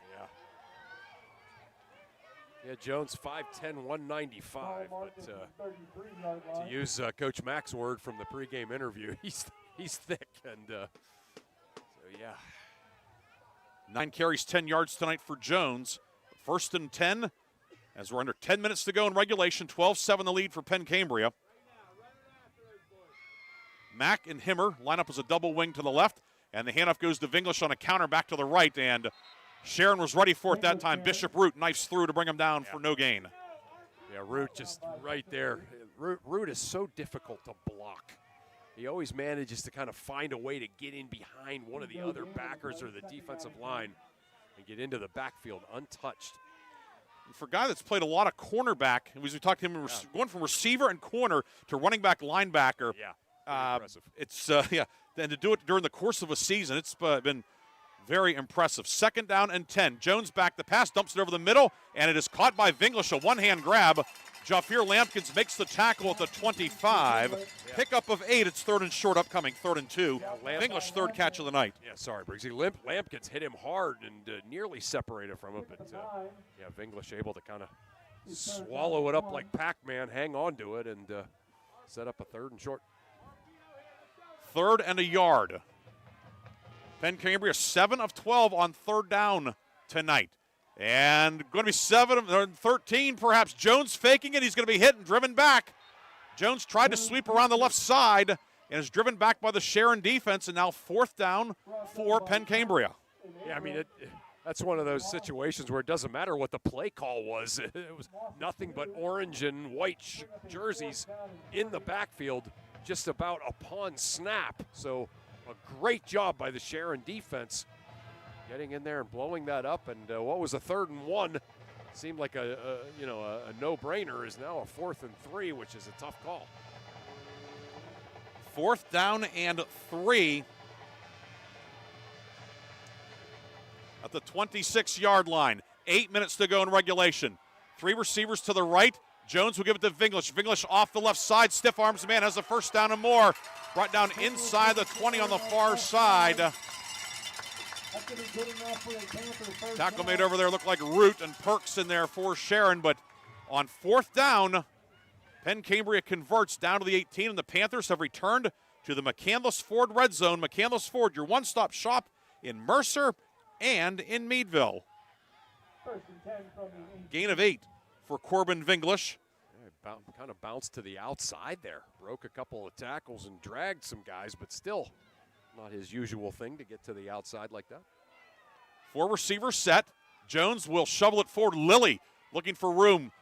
Lilly finds a little bit of a crease, and that hole closes. Bishop Root will tackle him after pickup of a yard. Lilly's 2nd catch of the night. And Lilly's still, for now, in the red in terms of yardage. 2 catches for 1 yard. He lost 2 on his 1st catch of the night.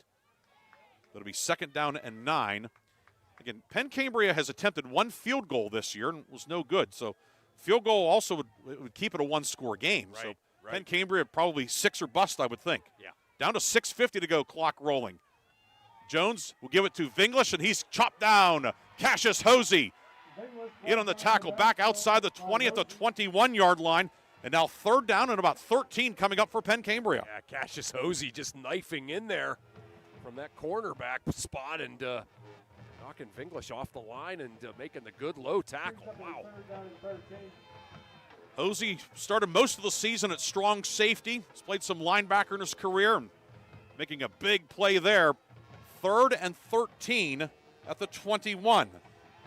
In the second half, Penn Cambria 3 of 6 on 3rd down after being 4 of 7 in the first half. Guidus motions left to right. Jones back the pass, sets up a screen, and it is tipped, and it's intercepted. It is intercepted by Sharon at the 15-yard line. Coming up with the pick, it's Rakeem Hughes. It went off the receiver's head or hands. There's a flag on the far side, but it's ineligible man downfield, and the Sharon defense is going to come up with the takeaway for Rakeem Hughes, moving from corner to rover, gets his 2nd interception of the season. He had one against Hickory during the regular season, and now he gets one here. So the Sharon defense holds with 5:58 to go in regulation. Yeah, Hughes, ball was tipped, and he just kind of moved over and was able to get his hands on it and kind of bobbled it for a while, but able to haul it in and make a big stop for the Sharon Tigers. 5:58 to go. Each team has all 3 timeouts remaining. For Brady Jones, the 7th time he has been intercepted this year in 207 attempts. 16th turnover this year for Penn Cambria. And now Sharon with it, moving right to left, taking over at the 13-yard line. Actually, we'll call it the 12. Perks motions left to right. Lampkins on the option, pitch to White. White looking for running room, and he is going to be pushed out of bounds on the far side.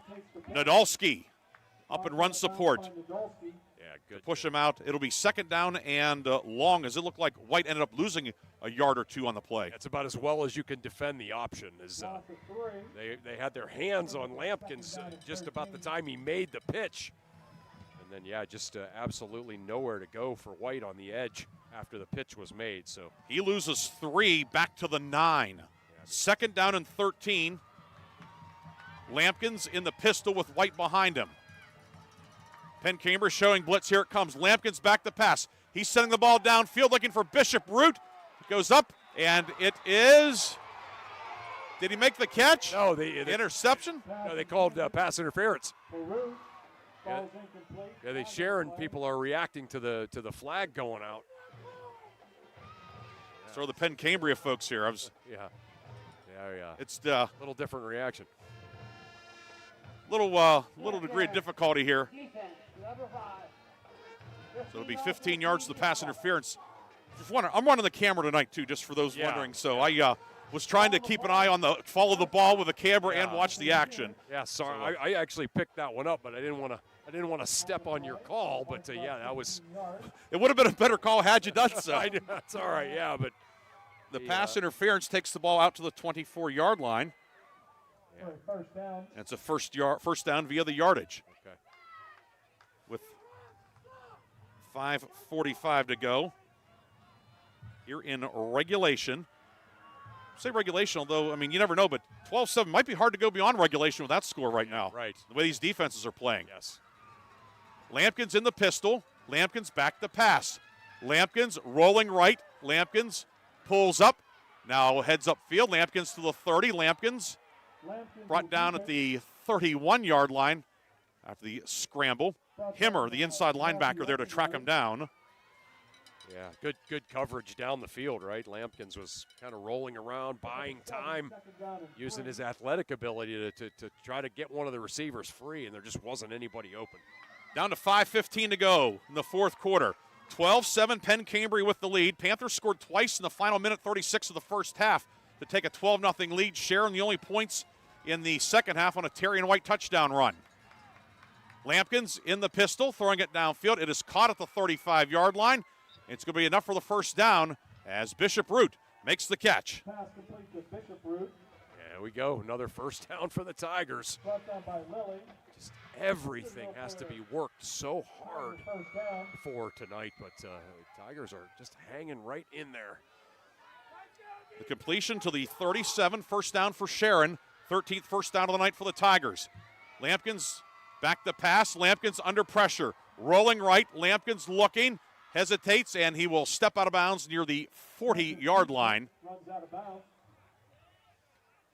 Yeah, he was trying to get Root to just kind of take off down the field, but I think he made the right decision, just kind of allowing himself to be escorted out of bounds and live to fight another day. Gain of 2. Sharon has outgained Penn Cambria tonight, 250 to 143, but the difference right now, the defensive touchdown. Wow. The interception by Gongloff, he fumbled, and Latner took it in from 15 yards out after that. Second and 8 at the 39. Lampkins out of the shotgun. Lampkins hit. He's going to be sacked. Brought down back at the 30-yard line. That was that was Gongloff on the sack. Yeah. So Gongloff an interception and now a sack. It's a loss back to the 31, and it puts Sharon in 3rd down and 16. How about Gongoloff tonight? Yeah. Guy that just kind of rotates in there, but he has come up huge on certainly 2 occasions, if not more, tonight for this Penn Cambria defense. It'll be 3rd and 16, 4 minutes to go in the fourth quarter. The lead is 5, 12-7. Norris and Hughes wide left. 2 receivers to the right as well. Lampkins back to pass. 4-man rush. Lampkins flushed on the run. He's going to send it downfield, and it is tipped and incomplete. Looking for Kyleem Smith. Looking for his big target downfield, Smith, but it's incomplete. And it will now be 4th down for Sharon with 3:41 to go. Tigers do have all 3 timeouts remaining. Yeah, just kind of threw it up there into double coverage. Just well defended down there. 4th down, and it will be Englemore to punt.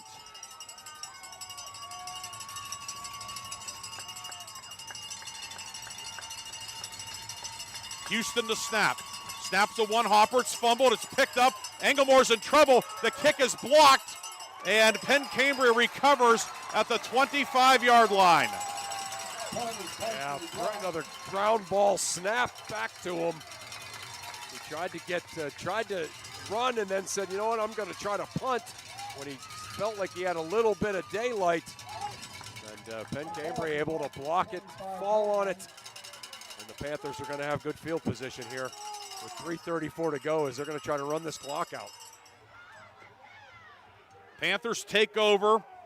I'm not sure if anybody who actually blocked it. The kick was just kind of, it might even hit one of the Sharon men. Right. Englemore, he was stuck between a rock and a hard place. Yeah, he realized if he had no chance. Give to Vinglish off the right side. Vinglish to the 22, and he'll be spun down there by Logan Perks for Sharon, the linebacker turned defensive end. Gain of 3 to the 22. 2nd and 7. Clock will be under 3 minutes by the time this ball is snapped.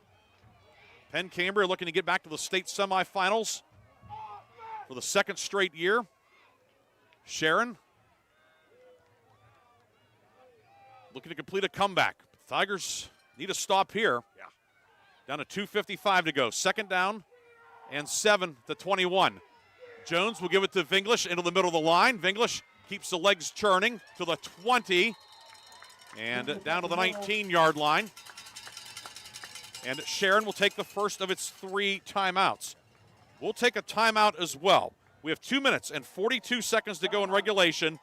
12-7, Penn Cambria with the lead. Chris and I will come back with more 4th quarter action after this on Sports Radio 96.7 and Sports Radio 96.7 Facebook Live, as well as on YouTube, your home for the PIAA playoffs.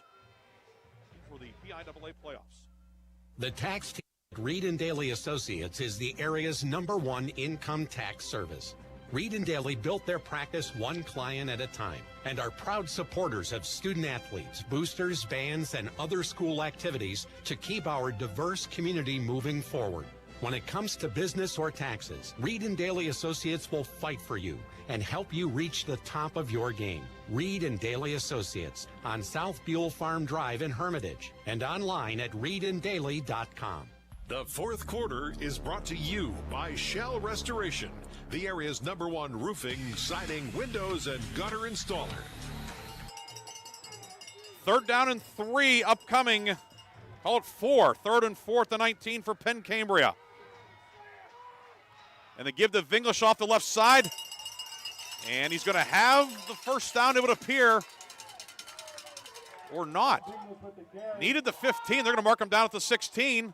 And timeout Sharon. So Sharon will take a timeout. 2nd timeout by the Tigers. 2:37 to go. It's going to come down to 4th and a yard for Penn Cambria. We'll take a quick break. Come back with 4th and short here on Sports Radio 96.7 and Sports Radio 96.7 Facebook Live.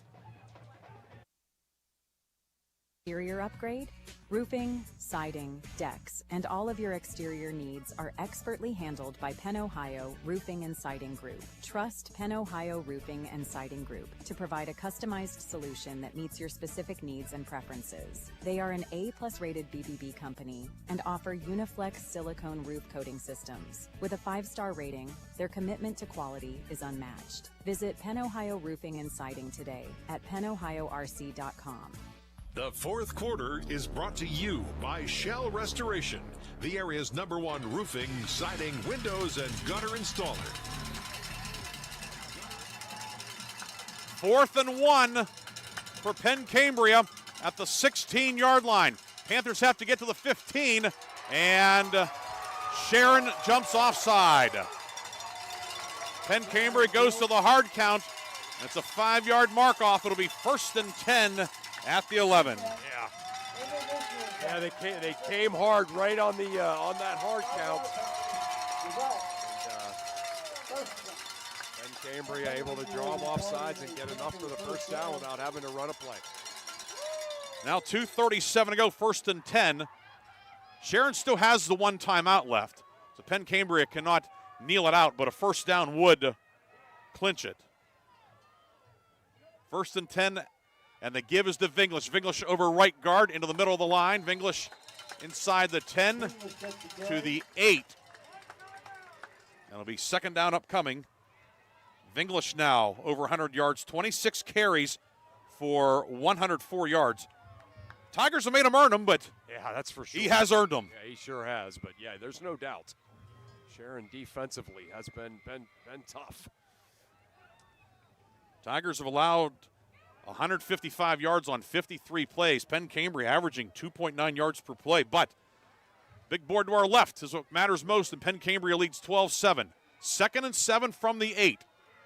Jones, receivers to either side, and the give is to Corbin Vinglish. He's hit, dragging men forward down to about the 5-yard line.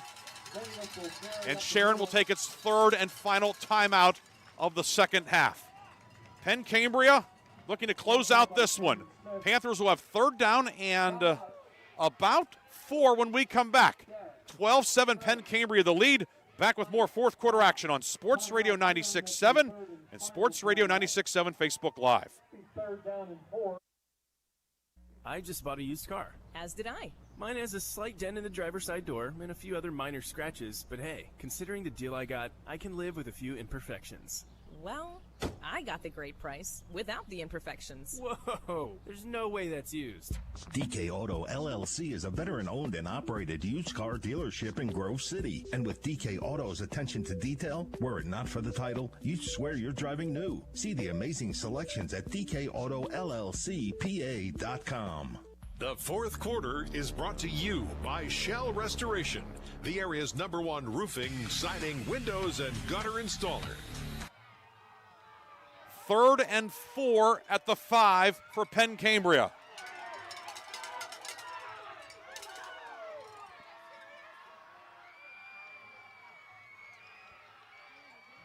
A minute 46 to go. Sharon out of timeouts. And the handoff goes to Vinglish, and he is going to be hit, and he goes down. Might have lost his footing trying to cut. Yeah, he did. He lost his footing right as soon as he went to make his cut. And so down back at the 6, it is 4th and 5, and the clock is at a minute 27 and running. So the ball does not have to be snapped until the clock is at exactly the 1 minute mark. Right. Penn Cambria has all of its timeouts. I would imagine that Coach Grassy will let this clock wind down and then take the first of his 3 timeouts, but we'll see.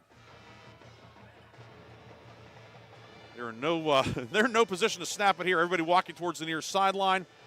And as the clock reaches 1:01, timeout Penn Cambria. 1:01 to go. It'll be 4th down and 5 upcoming at the 6 for the Penn Cambria Panthers. We'll take a quick break. Can the Sharon Tigers get a stand and keep their season alive? 12-7 Penn Cambria leads. Back in 30 seconds on Sports Radio 96.7. Why is your auto loan not at Grove City Area Federal Credit Union? Seriously, why isn't it? If you financed your vehicle at the dealership, you're probably paying way more than you need. Refinance today and receive up to $100 from us. Lower your rate, shrink your payment, and smile more every month. It's fast and simple. For more details, go to gcafcu.org or text the word AUTO to 724-458-7520. The Grove City Area Federal Credit Union. Members of NCUA and Equal Opportunity Lender. The 4th quarter is brought to you by Shell Restoration, the area's #1 roofing, siding, windows, and gutter installer. 4th and 5 of the 6. Jones rolling right. Jones rolling, looking, trying to get to the corner. He gets to the corner, dives for the pylon. He's out of bounds and didn't get the first down. Wow. He needed the 1 and is ruled out at the 2. It looked like the Sharon Tigers were done. But no, Jones ruled out of bounds at the 2-yard line. Yeah, it wasn't on the dive. He dove on the pylon. It must have been his foot was ruled out of bounds. He stepped out of bounds at the 2. From their own 2-yard line. I can see the replay here. Yeah, you're right, Chris. He stepped out of bounds. He stepped out. The foot hit the edge of the white. So he's out of bounds, and now Sharon will have it there's a glimmer of hope for the Tigers. 53 seconds left, no timeouts, but they do have the football. They have the ball deep in their own end.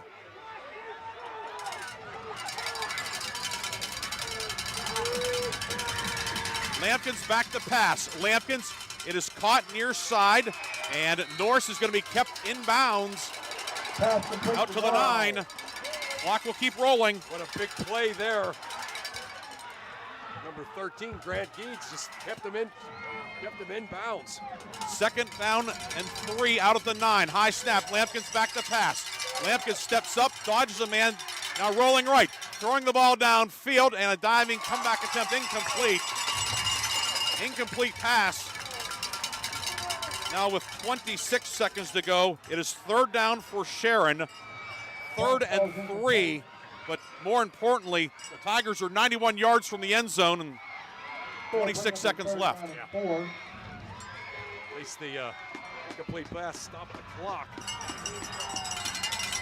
3rd and 4 officially at the 8. Again, all kind of cosmetic at this point. Penn Cambria fans on their feet. We're among them. Lampkins back to pass. Lampkins stepping up. He's going to send it over the middle, and it is tipped and caught on the deflection. Caught on the deflection by Bishop Root. Root upfield to the 39-yard line. Wow. 16 seconds to go. Tip pass. Root somehow able to haul it in. Lampkins fields a high snap. Lampkins then spikes it into the ground with 12 seconds to go. And now the flag comes out. They're going to call grounding. The grounding will be the call with 12 seconds to go. Didn't it almost look like they ruled the play dead? A 5-yard penalty. Loss of down. Didn't it almost look like there were players on the field that looked like it was blown dead, but it wasn't. A loss of down on the play. Penalty is intentional grounding. And the ball will go back 5 yards from the spot.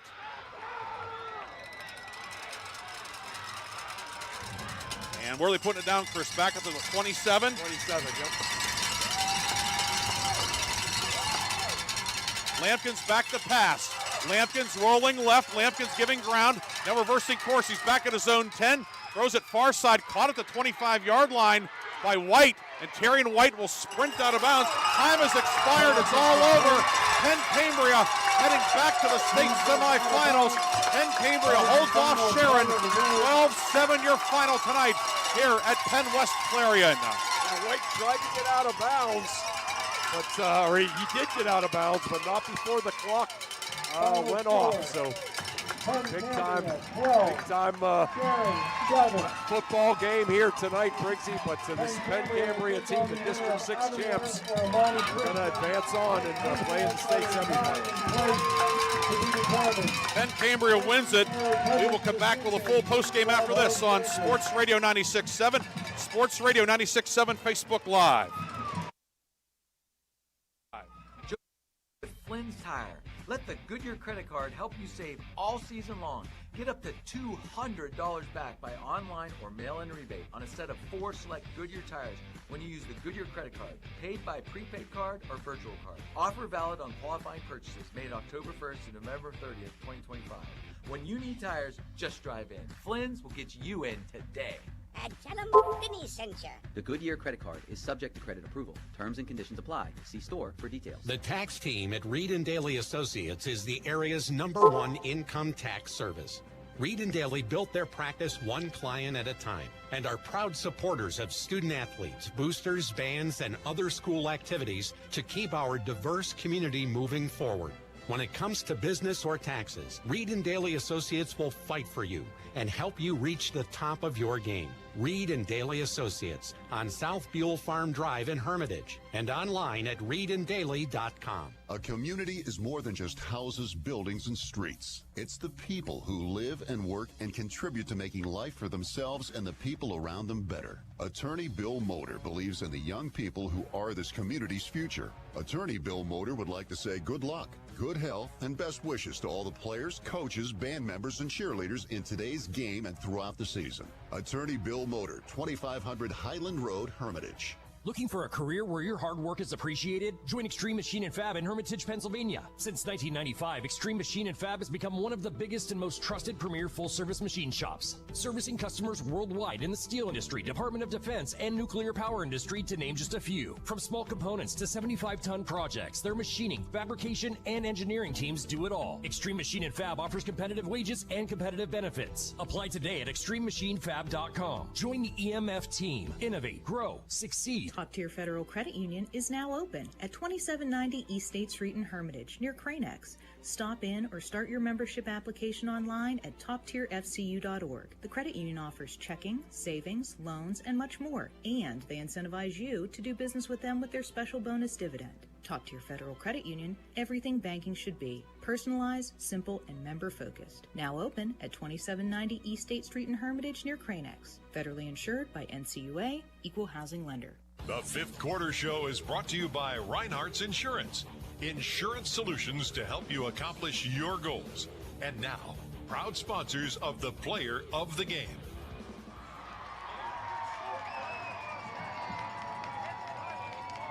We are back here tonight. A lot of jubilation on the home side, Penn Cambria, and heartbreak for the Sharon Tigers, who battled to the very end tonight. Down 12-0, the defense kept the Tigers in it. They get a score late in the third and had the ball a couple times in the fourth, but Penn Cambria advances to the state semifinals. Your final tonight, 12-7, along with Chris Burtch. I'm Ryan Briggs. We have Art Shannon back in the studio, producing our game on the radio. A special thanks to our video sponsors tonight on the Sports Radio 96.7 Facebook page, the American Legion Post 299 in Sharon, Reinhardt's Insurance. We'll also hear from them upcoming with our Player of the Game award, the Hudson Companies, and Pennsylvania Cyber Security Center. But Chris, tonight a defensive battle and really a defensive score, as it so often does this time of year. Yeah. Turnovers and plays such as that decide games, and a defensive touchdown is the difference in this one. Yeah, I mean, it was just really tough for both offenses to get anything going. You know, obviously Penn Cambria able to get a little traction with Vinglish in the running game. Sharon able to get some traction with the passing game. But, yeah, really just one offensive score for both teams. But the difference is the defensive score for Penn Cambria. And with that, they are going to be headed to the state semifinal 3A. We'll take a break. We'll come back. We'll tell you about the scoring. We'll have the stats. And don't forget our post-game awards, the Lock, Stock, and Barrel Play of the Game and the Reinhardt's Insurance Player of the Game here on Sports Radio 96.7. My car does more than take me from here to there. And I expect my insurance to do more too. That's why I chose my agent and Erie Insurance. They offer first accident forgiveness and the service I deserve at a price I can afford. Your Erie agent in Hermitage is Reinhardt's Insurance. Get a quote at 724-342-2291. Erie Insurance services are provided by one or more of the following insurers: Erie Insurance Company, Erie Insurance Property and Casualty Company, or Flagship City Insurance Company, home offices Erie, Pennsylvania, or Erie Insurance Company of New York, home offices Rochester, New York, an equal opportunity insurer. Ready to hit the road with confidence? Mancino's Driving School is your go-to destination for top-notch driving education. Whether you're a teen or an adult, Mancino's experienced instructors ensure you're equipped with essential skills and safety tips. Offering flexible schedules and personalized lessons, Mancino's Driving School make learning to drive convenient and effective. Visit our website at mancinosdrivingschool.com to enroll today and begin your journey toward becoming a safe, independent driver. When you're a grower, you know what it takes to thrive in the field. My bank understands and respects that. When you've got a financial partner working alongside you, it makes the days a little easier and the numbers all add up. My bank has experience when it comes to agriculture. My family's been doing business with them for a long time. I'm independent, and so is my bank. Mercer County State Bank. Member FDIC. Your community bank. Online at mcsbank.bank. One moment I was on my way to my son's ball game, and the next I was being placed in an ambulance. I needed help. That's why I call the Joanno Legal Group. Call the Joanno Legal Group toll-free at 888-347-1411. Please visit them at joannolegalgroup.com. That's JOANOW legalgroup.com. Or call toll-free at 888-347-1411. Joanno Legal Group, when you deserve more. No fee unless we win or settle your case. For generations, Sharon Regional Health System has been the trusted choice for high-quality health care. Our team of skilled primary care and specialists provide patient-centered care for every stage of life, offering a full range of services from same-day and walk-in PCP appointments, general surgery, walk-in express care, and emergency life-saving treatment. To schedule, call the Sharon Regional Physician Referral Line at 724-347-1861 or visit SharonRegionalHealthSystem.org. Sharon Regional Health System, continuing the legacy of healthcare in our community. The Fifth Quarter Show is brought to you by Reinhardt's Insurance. Insurance solutions to help you accomplish your goals. And now, proud sponsors of the Player of the Game.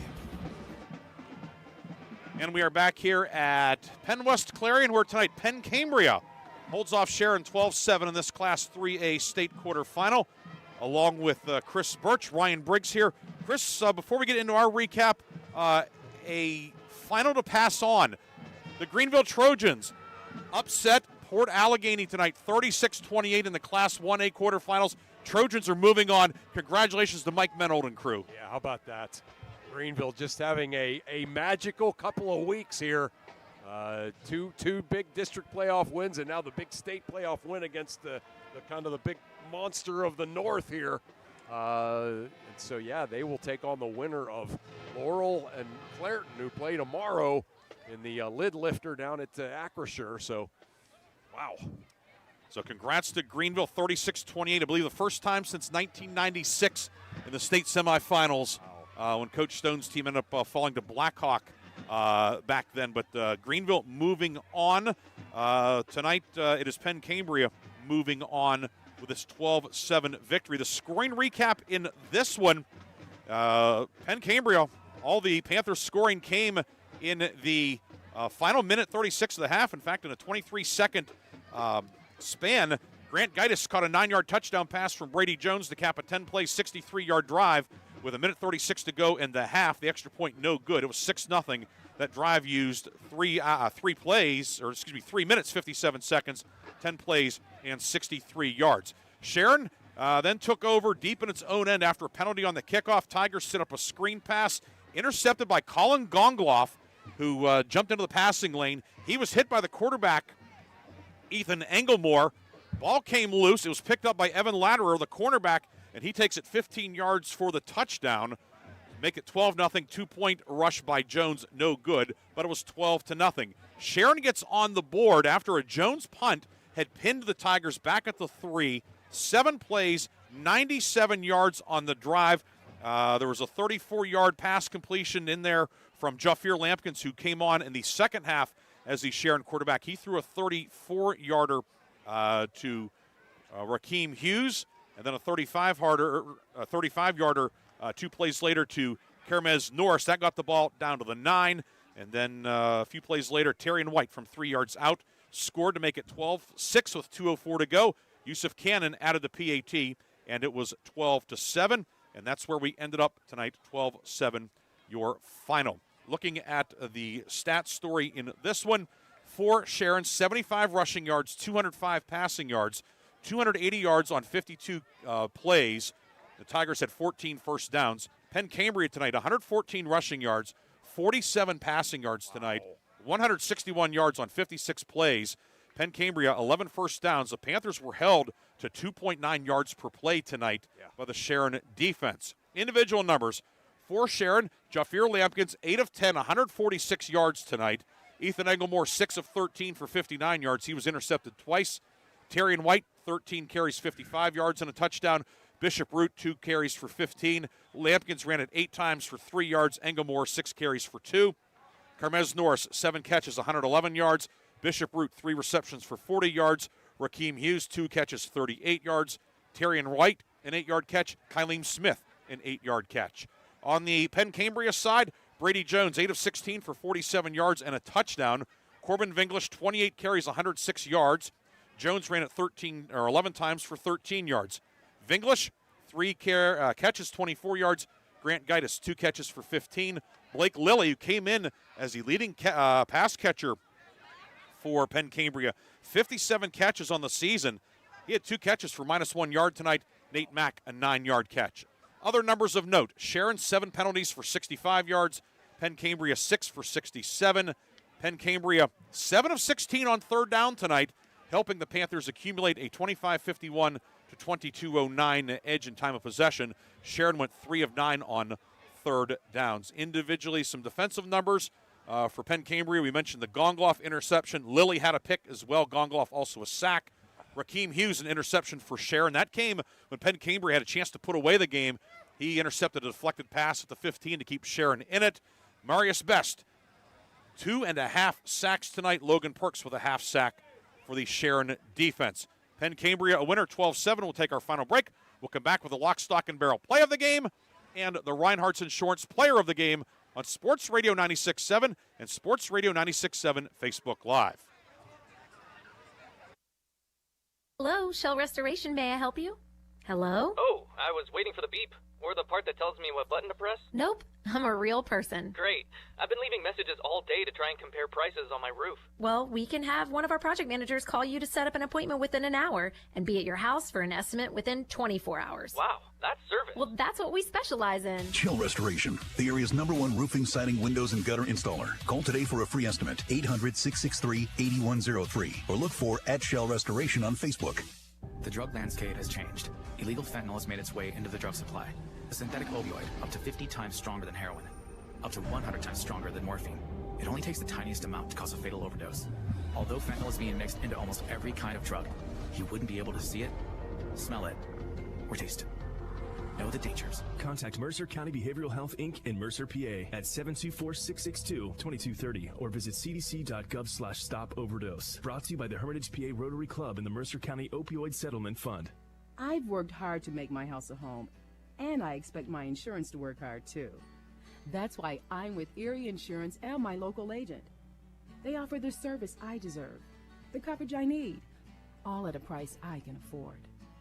Your local Erie agent in Hermitage is Reinhardt's Insurance. Get a quote at 724-342-2291 or visit reinhardts.com. Go to erieinsurance.com for company licensure and product details. Your hip, your knee, your shoulder, whatever has been holding you back, UPMC Orthopedic Care is where you'll find experts to help you get back to a better quality of life. UPMC is pioneering minimally invasive surgeries, and we offer personalized treatment plans and same-day surgery to get you home and moving sooner. It's your ankle, your elbow, your hand, and it's your move. Visit upmc.com/ortho to learn how UPMC can help. Hello, Shell Restoration. May I help you? Hello? Oh, I was waiting for the beep. Or the part that tells me what button to press? Nope, I'm a real person. Great. I've been leaving messages all day to try and compare prices on my roof. Well, we can have one of our project managers call you to set up an appointment within an hour and be at your house for an estimate within 24 hours. Wow, that's service. Well, that's what we specialize in. Shell Restoration, the area's #1 roofing, siding, windows, and gutter installer. Call today for a free estimate, 800-663-8103, or look for @Shell Restoration on Facebook. The Fifth Quarter Show is brought to you by Reinhardt's Insurance. Insurance solutions to help you accomplish your goals. And now, proud sponsors of the Player of the Game. Back here one final time at PennWest Clarion, along with Chris Burtch. Ryan Briggs with you tonight as the Penn Cambria Panthers defeat Sharon 12-7 in this Class 3A quarterfinal. Penn Cambria advances to take on Avonworth or Imani Christian. Those teams play tomorrow in Pittsburgh. Sharon concludes the season at 9-4, so before we get to our postgame awards, District 10 goes 2-2 tonight, Chris. Yeah. First, the downside. Sharon falling 12-7, and it was Aliquippa defeating Oil City 28-6 tonight. Great season for the Oilers, nonetheless, and really going toe-to-toe tonight with an outstanding Aliquippa team. And on the upside, Farrell wins in 2A over Richland, 32-14. And the upset of the night, Greenville defeats Port Allegheny 36-28. Greenville stops Aiden Bliss the outstanding running back for Port Allegheny. They stopped him at the 1 on the final play of the game. Unbelievable. Yeah, that makes the story even better that they were able to do that. What a week for the Greenville Trojans, though. They beat Wilmington. They were on like you said, it was a short week. Yeah, played Saturday night, right? Yeah, turn around and then and take on a team. And there was when people were we were discussing, and I'm sure that Art and Aaron will talk about on the Warner's Homes and Improvements 5th quarter scoreboard show. All the talk during the week. Well, Farrell, Richland. I like Farrell's chances. Sharon, Sharon, and Penn Cambria. That should be a really good game. Right. It was. What do you think of Greenville? Port Allegheny's probably going to mercy rule. And that was just. It was people. Yes. A lot of people thought that it was going to be a long night for Greenville. Well, guess what? Trojans proved them all wrong. And congrats to the Trojans.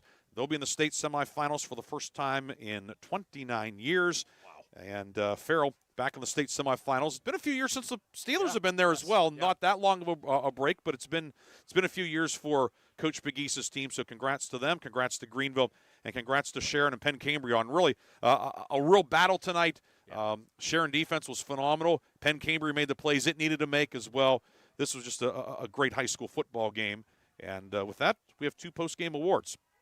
We start off with the Lock, Stock, and Barrel play of the game, brought to you by Lock, Stock, and Barrel in Sharpsville. And tonight we go with a defensive play, appropriate enough for the Sharon defense that held Penn Cambria to 161 yards tonight. It was the interception by Rakeem Hughes in the 4th quarter as Penn Cambria had a 12-7 lead and was driving. It was 3rd and 13 at the Sharon 21. Tried to set up a screen underneath, and the pass intercepted by Rakeem Hughes at the 15. That drive was a drive that was 15 plays, and it used up about 8 minutes. Hughes, the interception, his 2nd pick of the year. The Sharon defense, which has played so well in the second half of the season, especially in the postseason, coming up with another big play tonight. And congratulations to Rakeem Hughes, who had himself a great senior year. He sure did. He had a great senior year. He had a great night tonight, and that was a game saver certainly for the moment. So. Yeah, a great play for our play of the game. The Lock, Stock, and Barrel play of the game is Rakeem Hughes' 4th quarter interception to preserve what was a 12-7 game.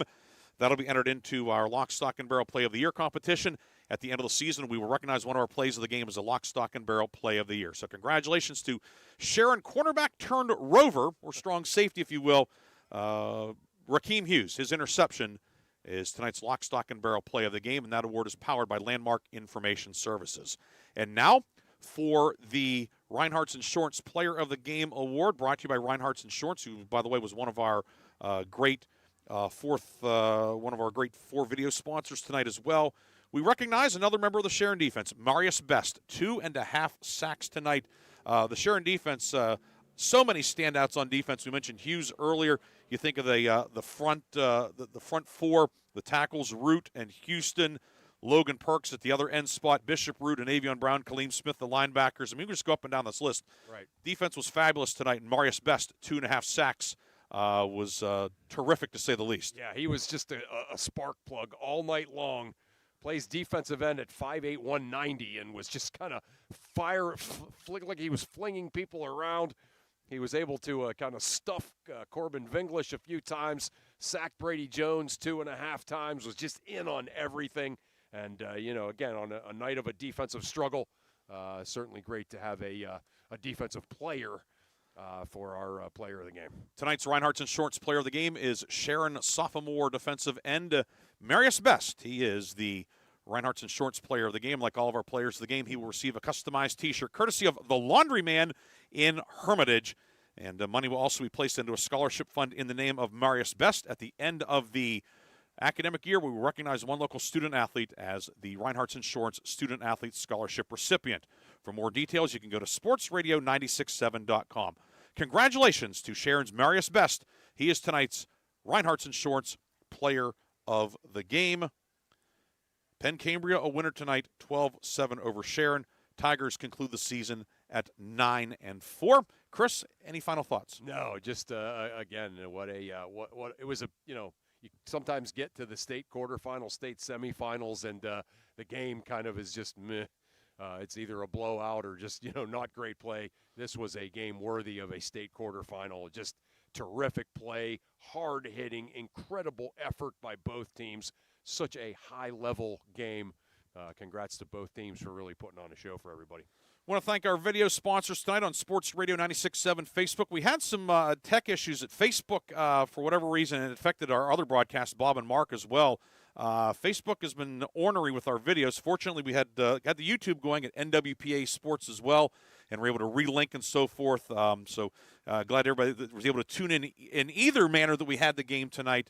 But we want to thank our video sponsors tonight, and they include Pennsylvania Cyber Security Center. The Pennsylvania Cybersecurity Center trains high schoolers and adults for top certifications, college credit, and careers with Fortune 500s, government, or the military. High school enrollment opens now. Adult boot camps start in January, and scholarships are available. The new Cyber Lab will open this spring in Hermitage. Secure your success. Visit pacybersecurity.org today. Also, we would like to thank American Legion Post 299 in Sharon. Sharon American Legion Post 299 proudly welcomes all veterans to our community. Visit Sharon American Legion Post 299 at 1395 East State Street for good company, good times, and a warm welcome. Also, Reinhardt's Insurance, the sponsor of our Player of the Game Award all season long, as well as our Student Athlete Scholarship. Thank you to Reinhardt's Insurance, as well as to the Hudson Companies. Hudson Companies, building your vision brick by brick. Trust them with your general construction, real estate development, or real estate investment. Visit them at hudsoncompanies.net. Once again, your final score tonight, Penn Cambria defeats Sharon 12-7. I want to thank the folks here at PennWest Clarion, the entire athletics staff, Sean Fagan, the operations staff. Great setup tonight for us. So we're outside undercover. Yeah. So it's kind of a cool setup for us. It worked out great considering our needs. So thank you. Thanks to Dave Osborne. He's not Super Dave Osborne, but he was super. He and the D9 guys. We were always treated so well when we come here to PennWest Clarion and the related areas. Thanks to those folks. Thanks to Art Shannon back in the studio for producing our game on the radio and doing an outstanding job as always. Thank you, Art. There's a reason he's called the People's Champ, because he does championship level stuff back there. On the AM side, Bob Greenberg and Mark Slazak had the call with Aaron Byro producing their game on 790 WPIC. Chris, this was a lot of fun. Yeah. We'll figure out what happens next week and so forth. But if this was it for us for football season, I'll see you in a basketball gym, or maybe we'll be somewhere next week. Who knows? But another great job, and we'll talk to you next week or next month or next time. Yeah, certainly, Briggsy. Appreciate all your work, and certainly loved working with you all season and loved working with you tonight. And, we'll see. Maybe one more football, and if not, I'm kind of fired up about that next season. Yeah, you like that orange ball. As do I. So, as do I. Yeah. For Chris Burtch, this is Ryan Briggs saying good night from PennWest Clarion. Penn Cambria defeats Sharon 12-7. And you heard it on Sports Radio 96.7 and watched it at Sports Radio 96.7 Facebook Live. Have a great night, a great weekend, and a happy Thanksgiving. Happy Thanksgiving. You've been listening to High School Sports on the Cumulus Sports Network. Tonight's game has been brought to you by Bill McCandless Ford, located in Mercer and Meadville, the Reinhardt's agency. It's not the insurance they sell, but the service that makes them better. Lock, stock, and barrel. Serving giant subs since 1973. Meadville Medical Center. Your independent community health system. Shell Restoration, the area's leading installer for roofing, siding, windows, and gutters. St. Paul's in Greenville. And the Ridgewood at Shenango Valley Senior Living Communities. Grove City Area Federal Credit Union. Banking but better. Attorney Bill Motor. Excellence, experience, and integrity. UPMC Health System, changing healthcare, changing lives. Mercer County State Bank, community-minded since 1911. Mancino's Driving School, where safe driving starts. Vay's Pub and Grill, make it special, make it Vay's. The Sharon American Legion Post 299. Strong advocates for veterans and their families. Warner's Homes and Improvements, making dreams come true since 1958. Hermitage Rotary Club, offering hope for those struggling with prescription opioids. Mailer Insurance, trusted for generations. DK Auto LLC in Grove City, specializing in Southern vehicles up to $15,000. Sharon Regional Health System, dedicated to serving the community. Joanno Legal Group, ready to help you seek justice for your injury. The Laundry Man, helping you spend time doing what you love, not laundry. Reed and Daly Associates, providing accounting and income tax services for over 30 years. Minuteman Press in Hermitage, specializing in digital print, design, and promotional services. Penn Ohio Roofing and Siding, offering exterior upgrades online at pennohiorc.com. Sharon Community Health Center, providing compassionate and affordable health care. 21st Century Energy Group, the area's leader in fuel delivery. Please thank these outstanding sponsors for supporting all of our high school sports broadcasts throughout the season on News Talk 790 WPIC and Sports Radio 96.7. Don't go anywhere. It's time for the Warner's Homes and Improvements 5th Quarters Scoreboard Show, right here on the Cumulus Sports Network.